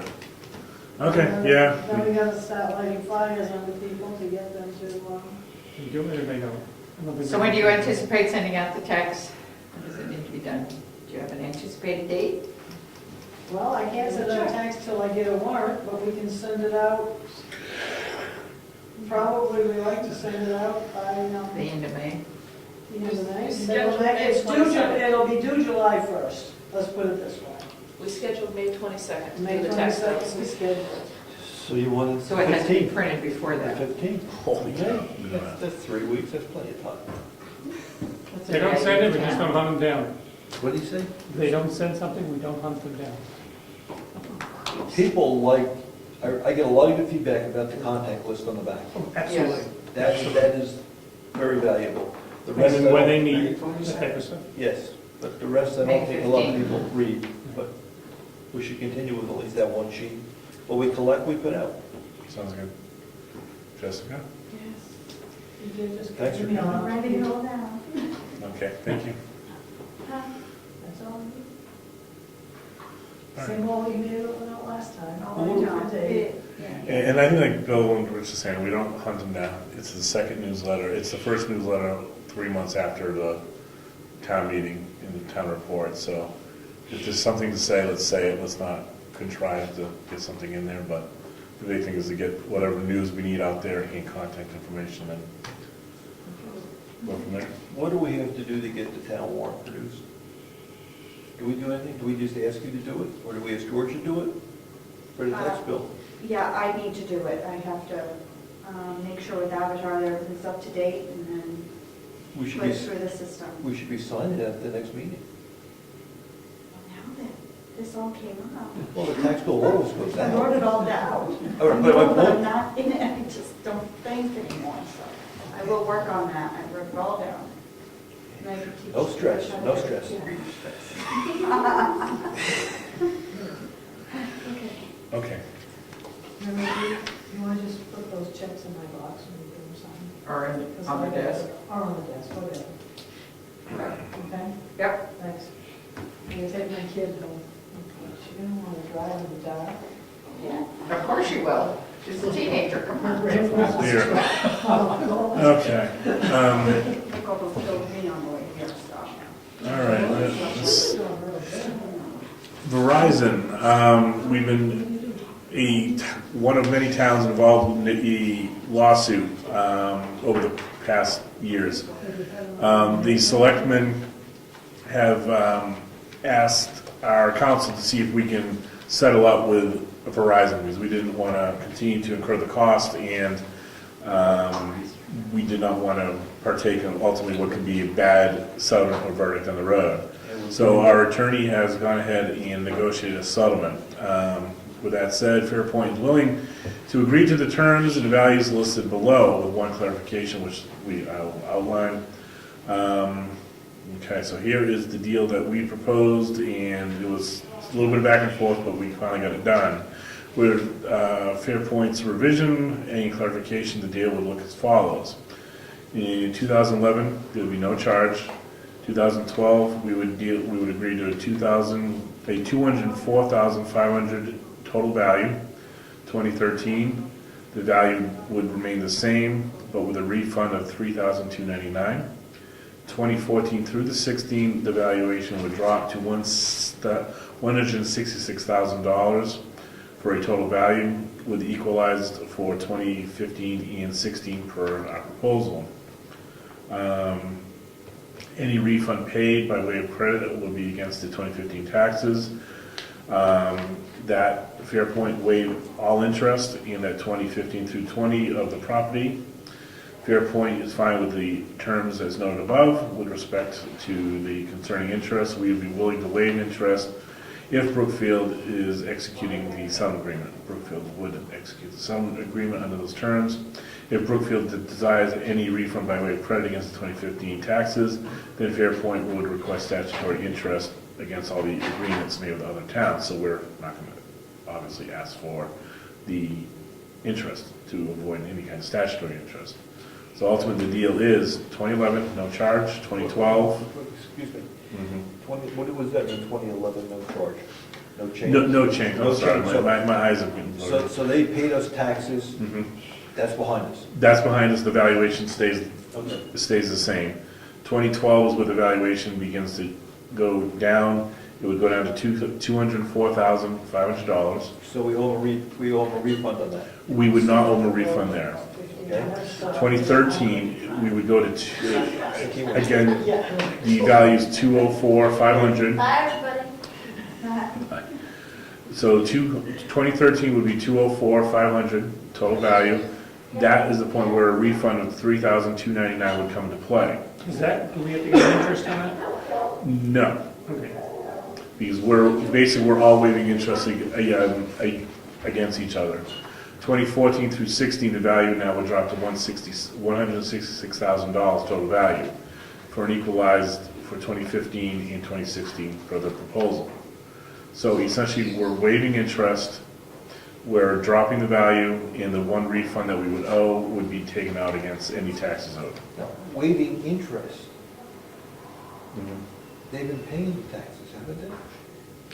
Yes. So how do we, I don't understand, I really don't. How do we waive interest on what? All right, let me just make sure.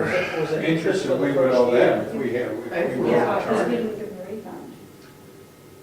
So we didn't owe refund, but by virtue of the fact that we're settling, there's a waiver of statutory interest, which is basically interest on any judgment.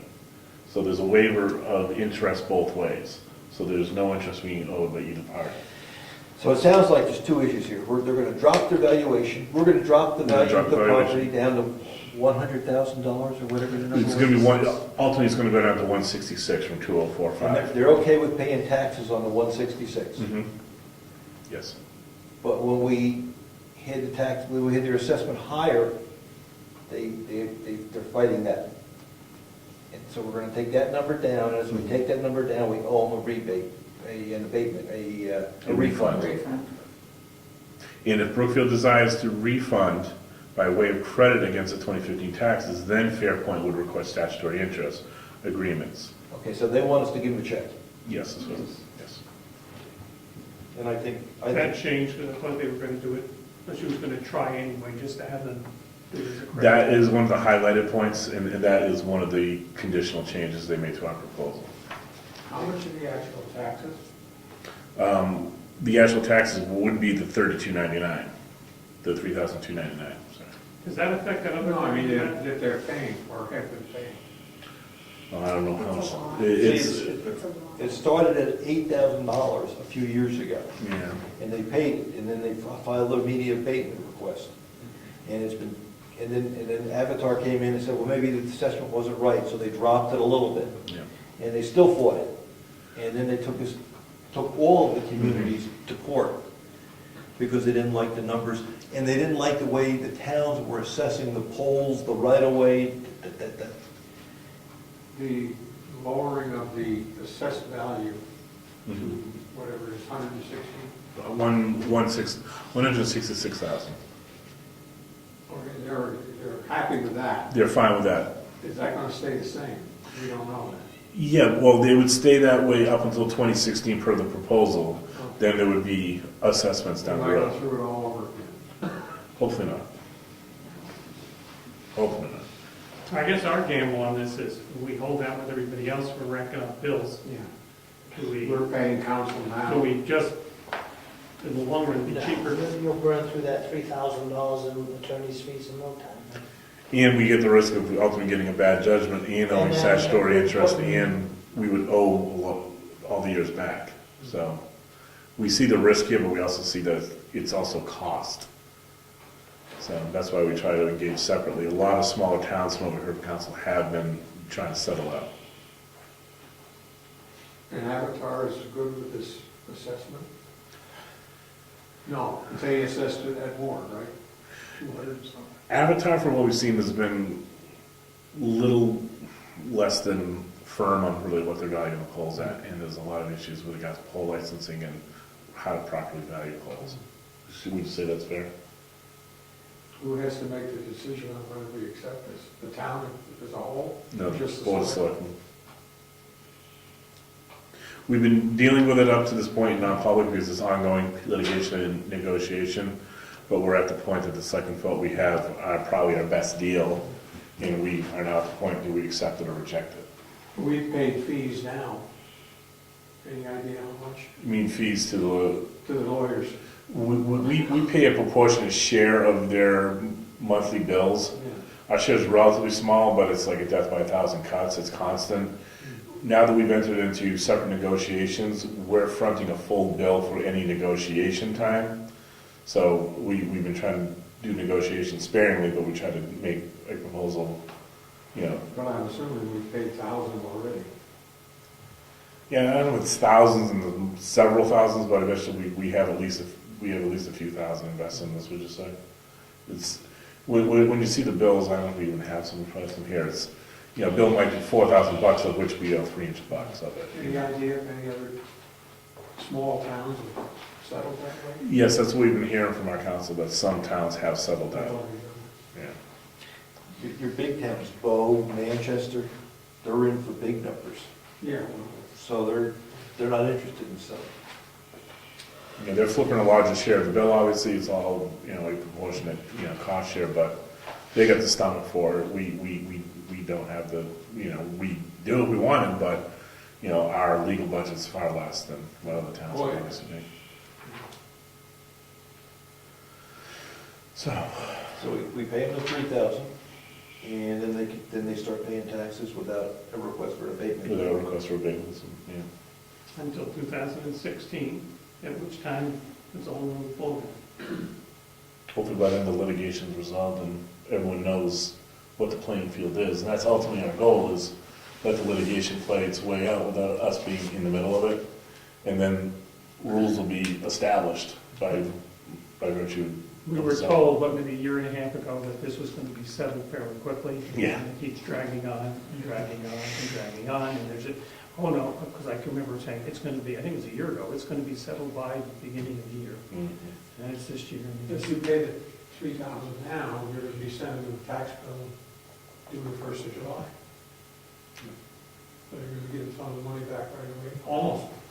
All of it, right? And they've been paying anyway, so we have their tax money anyway. So it's not like, you know, we've been doing without, but now we're just gonna be dealing with an amount that they feel is more representative of what the whole valuation really is. Well, that's a good point. They're not asking for an abatement of those earlier taxes. We Money get, we keep. we keep that money. So they, Even what they paid in January, because that's 2015. we rendered 14, this is 15's coming, 15's coming. What did you say for 15? A new number.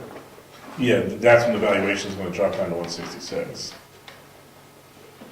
And they'll pay taxes on that. Yes. At Without, 19 and something a thousand, without an abatement request, actually. without a abatement request. Divided by two, What's that? divided by two, because it's half of our wage taxes. Well, it's half of it. Right, but, Yeah. so what's that equal? So 1069. So that's half of your check, that's half of the, Well, I think it's a good time to give them the $3,000 back, because we get income from the sale of those properties back. So it's not like we're gonna really be hitting the tax rate with this transaction. What's coming out of the budget, and I think we put money aside, or we have an escrow or Yes, we something? have a Yeah. line item for abatements. Abatement, and we factored in some of this. fatten it up too, because of this. We have the 3,000 in some kind of a fund.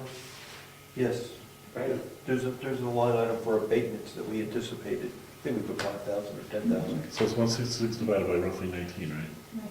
Times 20 times 166. All right, so their full year tax bill's around $8,700.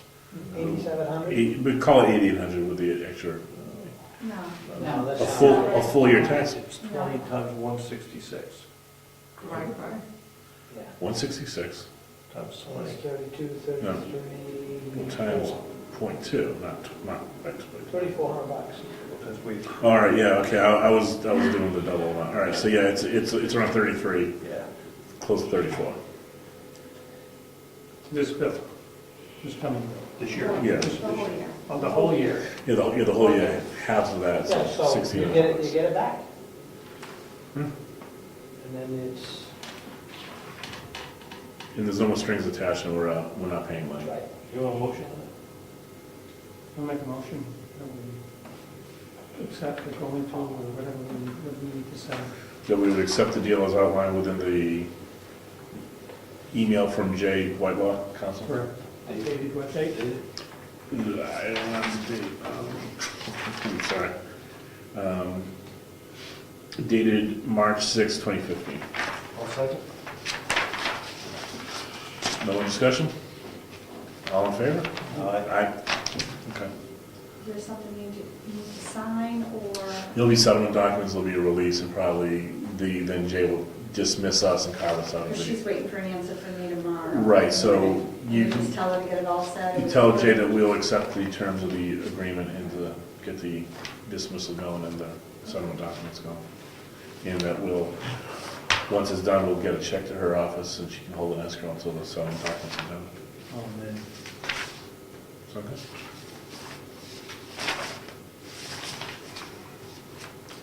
That's enough. You don't want to do the emails? Well, we'll do emails. Oh, yes, we have a couple of emails. We had an email from Pamela Frazier where she asked actually 4 questions. In response, a couple were in response to our last meeting.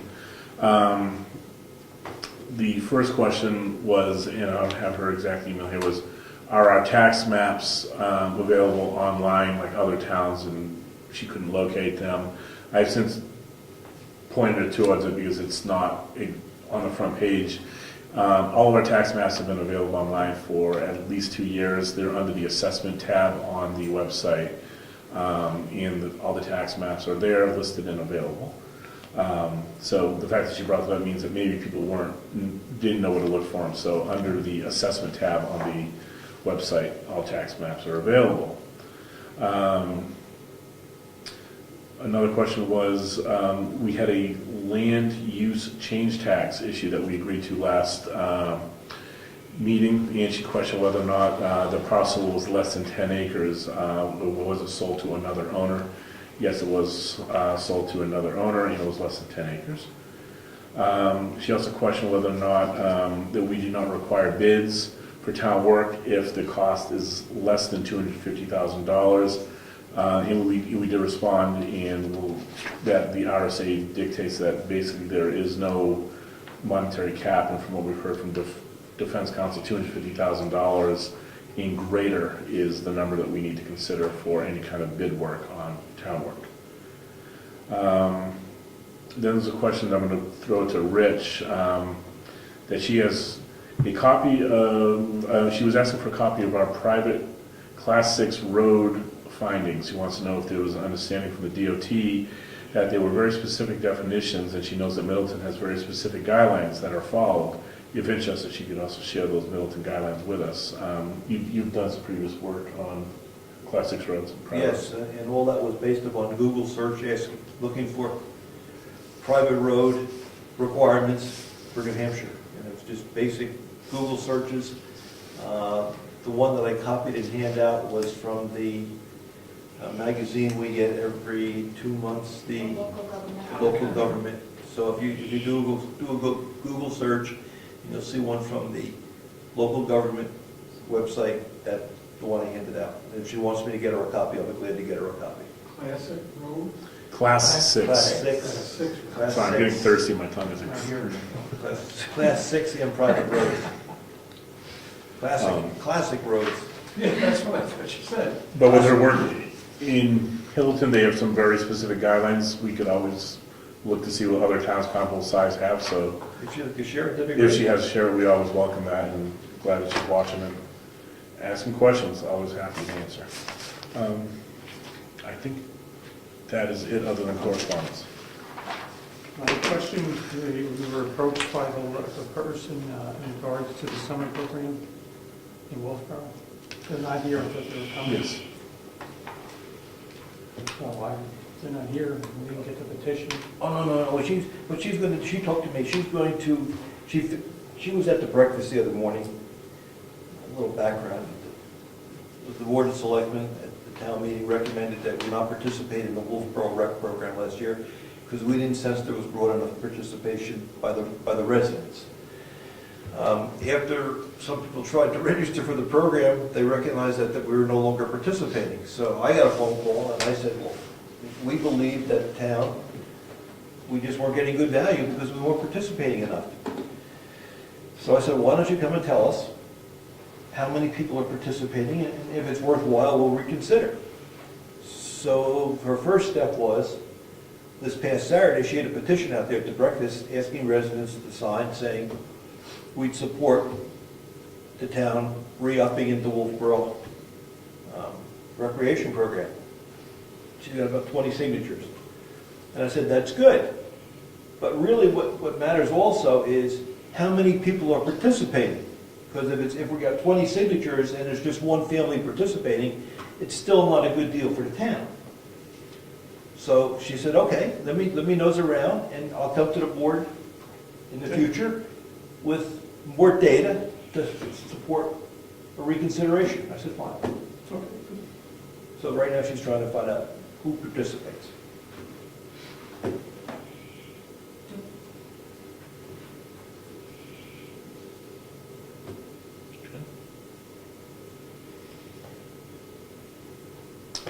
All right, do we want to go over two things you had, other than the correspondence? Checks. Checks and sign the Meredith Savings Bank thing, and do we want to save for the next meeting, going over how to do the Bank rec? bank reconciliation? Sure you would. Okay. I don't know. Looking at the numbers. Now, these are invoices over here that we have to sign. Yeah. Approved, do we go through those? Are you ready to go through those? I'd like to read those to the public. And these are the bills that we're looking at, right? We're looking at, wow. Wow. I just got that tonight, so I don't know if some of that's been paid. So I shouldn't wow? No, you don't have to wow There's a yet. payment on May 12th, but it says we owe the electric company $400 on this meter. All right, see, now we got it. Here's another meter. May 12th? Doesn't have March to be. 12th, I'm sorry. Classic. All right, so our amount due on March 10th was $423, but March 12th we sent a payment of $175. We carried the balance of $250 forward. Our new charges are $188 for this past month. So 188. 188. Good, what's this for? God, that's $400 electricity. We had an amount due of $194.86. We paid on March 12th, $82.76. Balance forward $113.23. Our new charges for this month are $52.43. So we're going in the right direction. So, Where's the 2 meters? We have 2 meters? Yeah, one Yeah. here in the salt shed. Oh, oh, shit. How about the You town? know, electricity is- It's all one. yeah, If that's on this man. Yeah, we use as is it for the the light. maintenance. Yeah, this facility's, So CAI Technologies, I've been in touch with them. They happen to bill us on a year that goes from April 1st through March 31st. So they're thinking we already should have paid all of the 2015 money that we owe them, which is $750. So I've had correspondence, emails back and forth with the owner of the company and said they were upset that they felt by the end of December, we already owed them 3/4 and we were past due and weren't paying our bills. And so I let him know that our budget goes on a calendar basis and that for every calendar year, we have paid him the amount that he has owed. So I see now that he has sent a bill for the first quarter. I'm thinking of this year and hopefully, he did say they could adjust the billing. So I'm hoping this is an adjustment to where we just start going on a quarterly basis for a calendar year. And at 187.50, that would make sense. It's a quarter, yeah. I was just like, Good, thank you, Marie. Until last year. Thank you, Marie. right. It's just very strange, I kept seeing Yeah. that. New bookkeeper. Thank you, New owner, I think. thank you for doing that. No, Franco's been there forever. Still All right, we got the school bill, which is 19,818. No, wait till next month, Yeah, 130,000. that's the cheap one. Yeah. Propane. Yeah, propane. We keep filling. We like it warm. $858.50 in propane. And we pay that monthly, there's nothing you can't do on that, right? Well, That's 469 gallons at $1.82 per gallon. where do we use that? What are we eating? Right? $1.82. And I'm not. I usually keep my office warm. No, I think they're complaining about the 460 gallons. Yeah. What are we heating? We're heating this facility, the front room next door, and the back room next door. There's a lot of that.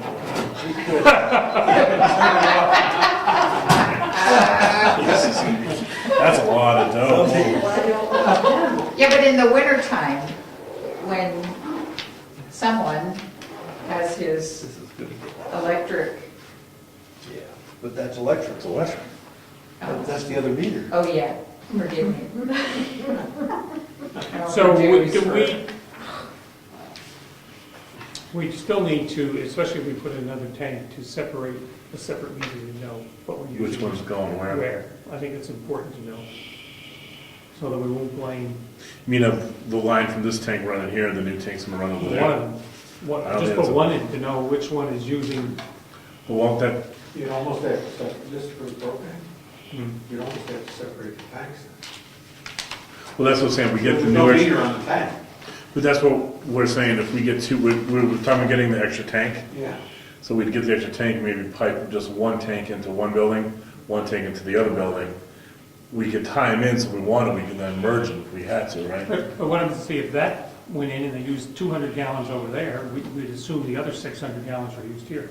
Right, but the point of having the two tanks was in the event that we consume a lot of propane and we have an emergency situation where we need to have a redundant source, then we would be tied into a separate tank. Right. So we would need to find a way, if there's a way to splice into the tank voluntarily, or manually. So, but you want one tank coming in, one tank going there, so we can track, right? Well, I can take the two tanks, but at least we track one place and assume all the extra was used by the second place. No, does that make sense? But don't we know where It it's does, but going? normally they don't put a meter on it. We could buy a meter. You know, there's We'll just a buy a meter on meter. the gauge on the tank that says you're 80% full or 70% full. Yeah. But we could get a meter and put it onto one of the feed lines, right, and see how many gallons roll through it? But the only structure that's not insulated, I mean, we know the answer, right? It's not a surprise to me now. The front building isn't insulated, and we're trying to keep it warm. That's where we're putting a lot of money. Yeah, that's heat going out the door. So go down the path, we get the meter, we find out we're putting a lot of money into the front building, what do? Well, just because it costs $100 for the meter, I don't know how much it costs. It would be, I think, and especially if you're gonna put in another tank, I think it'd be worth the investment, so people will know, all right, we spent X number of $1,000 heating that building. We'll have the information up front, if it's not that expensive for a meter. They may have meters available, I just have never seen them. What's this? Because natural gas is metered, so like in propane. Oh, you can get them, you can get them, you can get them. Oh, sure, you can probably get them. Okay. You may not want to pay for the meter. No, if they're doing other work, that would be the time to do it. But yes, if we're gonna do it, we do it then. Yes, absolutely.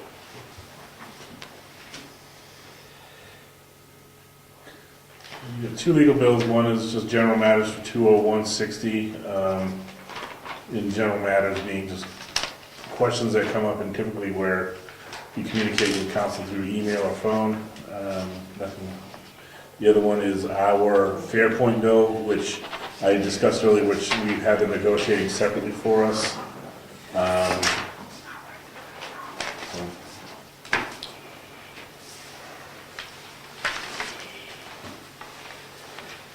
Do we have an avatar now?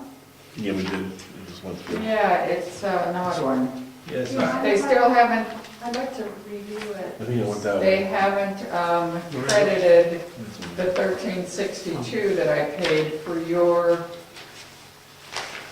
But that was for abatement work. support. That was for abatement work. No, the 1362 is That's the software. support for Jessica's software, Okay. for the assessor clerk software. I paid that a while ago. So actually, this bill has no amounts on it, but they have a past due of $114.85. But nothing actually due on this bill. Okay, so nothing that anybody called? Nothing that- no. Okay. I That's what I was looking They have 3 hours worth of work, but no charges. for. That should be abatements, because that's all included under the contract. Yeah, we have a certain amount of hours. Yeah, review abatement. Yep. Review abatement, review abatement. Yeah. Although. But they didn't charge us. Yes, that's right, because it's under the. The contract. recommendations came through George presented one of, Oh, we did. I'm just curious to see. Oh, that's just those. what did you want? I have other abatements that I've been waiting. Oh, those are the two that George for. presented. We've had these for quite a while. Yeah, just gonna. Well, we're gonna ask the lawyer about those because That's different, yeah, this is a different abatement There's actually individual situation. property I'm waiting owners. for the other ones to come through, I haven't seen them.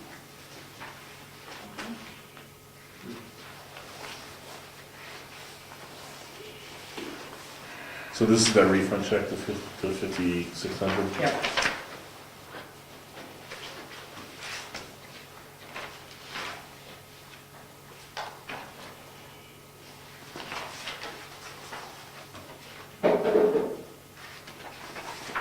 All bad words, I have to get the clerk to sign. She get her computer thing fixed? Convenient. Yeah, yeah. It could be a week. Lance is something to, some modem, she wants some modem now. No, she need a new password and everything. Oh, is that what- Has to be renewed on the course, so she had to close down early on Saturday. It has to be renewed every 3 months or changed or something. Oh, that's nice, town of Brookfield, somebody donated $72,000. Isn't that nice? Just some correspondence. That's Meredith. Okay. The New Hampshire Department of Environmental Services had to send an application back to a resident for a subject property at Courier Way in Brookfield, map 18 lot 4G.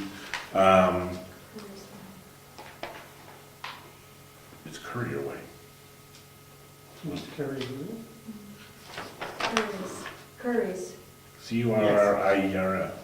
Okay, he spelled it wrong. Okay. So good, but that's, okay. They just didn't fill out their application properly, so they just CC'd us on it. Nothing urgent. Carrier away, that's in Drew Farm, yes? Curry's Way is in True Barn, yes. It's Curry Way.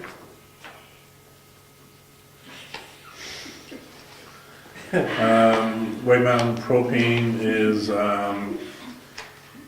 asking if we want to renew our annual oil and gas burner service program. I didn't think we had a oil burner service program, did we? We don't have an oil burn. You want to tell me? We only have. Well, no, but oil or gas burner service program. I didn't think we had a program with them anyway. Didn't we have to have the propane tank, something, service? Well, what about the burners? The furnaces are new and the Renais, I guess, would be something we need service, but, Who was saying that we had to do something with the Renais? Yes. the middle Renais are burning. Being in here, they should have some maintenance done. First, for the temperature, and they make too much noise, someone told me. Yeah, they shouldn't make that They start. shouldn't be making that kind of noise, so I don't know when we have a service like. Find out. So, is there a service contract there? That's what he said. Yeah. So let's, White Mountain. maybe we want the service Well, yeah, contract wait. this year. But we got a bunch of our lines that should be looked at. All right, here we go. Standard program for heating systems only, $254. 1 year full year commencing May 1st, we're gonna get it in. On-call emergency program, Monday through Friday, holidays included. Let's see, most parts are covered within the heating applications jacket. Outside parts are not included. We have a premium program for 414. Then we have a Renai Empire program, propane fuel, direct vent heaters only, 198 first unit, 99 each additional unit. So we got 1, 2, 3, 5, right? 4, 5 here. The one That that was was new. That's new, should be right. So we're talking, $500. no, 600. Six. Really. But I don't think we've been in town for years. we may want to get them involved at least with Renai's, because the furnace is brand new, we don't have to worry about those. Maybe can be negotiated a little bit. You want to call them in, Lynn? Want me to wheel them here? Oh, I know We you. had 6 of them, 1, 2, 3, That's we the had thing, 5. and they're small. We had somebody from town who was looking to do that work. Was that correct? It came to us at No, that was the generator. the generator. All right, wheel and deal. You're on. Do we have Test a is contract here. on the generator? We do have a contract on the maintenance. Maintenance. I'm not sure if it was a yearly or 2 years contract. We did a 1-year contract. 1 year. That's all right, Yeah. that's all right. When it comes up, we want to watch it, because if someone up in town wants to do the work, Okay. wants to give us support. Okay. Last but not least, the New Hampshire Department of Transportation, the municipality per RSA 234:25B was enacted August 2014, requires distribution of information on red list bridges throughout the state. Per this legislation included below, attached, please find a final red list for all bridges throughout the state, broken out by town and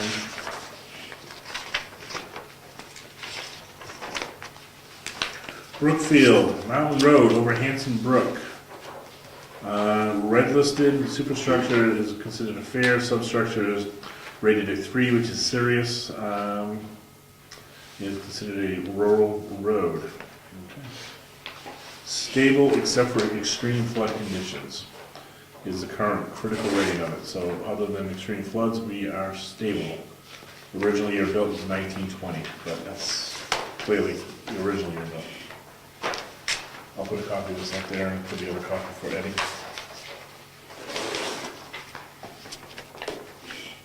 Anyone wants it? That's a note. Now, I think we have to send that to, To the lawyer.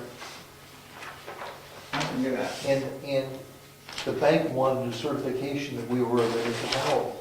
They did? Yes. He didn't mention that to me the other day. And, oh, all right, fine. So the clerk and the treasurer have to sign this. Yeah. Oh, boy. Who? Clerk and the treasurer and a notary. Yeah. You have a two for Whitney.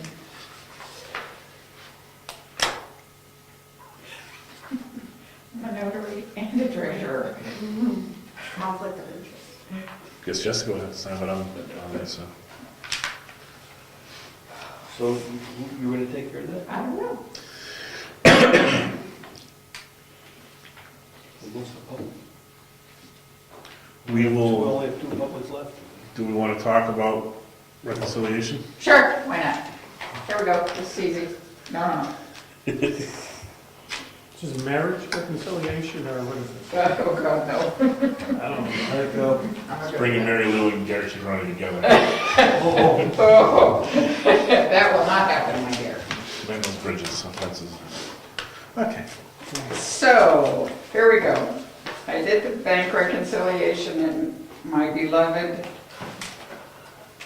town program, accounting program. So, whoops, I'm sorry. That's all right. This is what we gotta know. So here's where we go. The beginning balance at the bank was $186,000. At the beginning of the month, $186,285.67. Okay?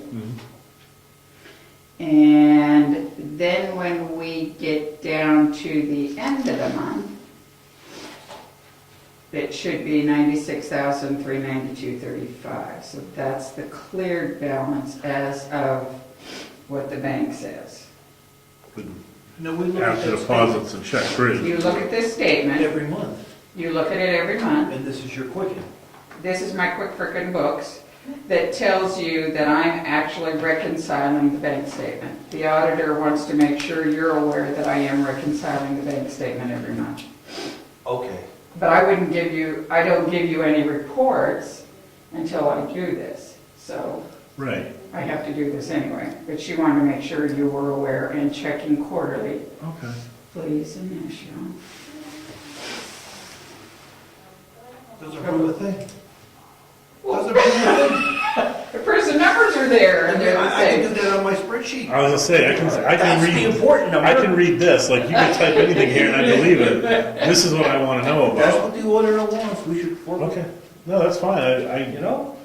And there's all the clear checks. and these are all the clear checks that we see in the regular statement anyway, Yes. with our And clear signatures on them. To make sure there's no funny names on them. And if there's a Yes. signature that didn't look like ours, we would, Yes, but all right, that's what the auditor Okay. wants, thank you. It's hard to produce it. that was quick. No, I print it every month. All right, I told you it wouldn't be bad. You could do it. nothing Okay, there else? you go. Everyone good? We don't need to go non-public, we're all set with everything? Meeting adjourned.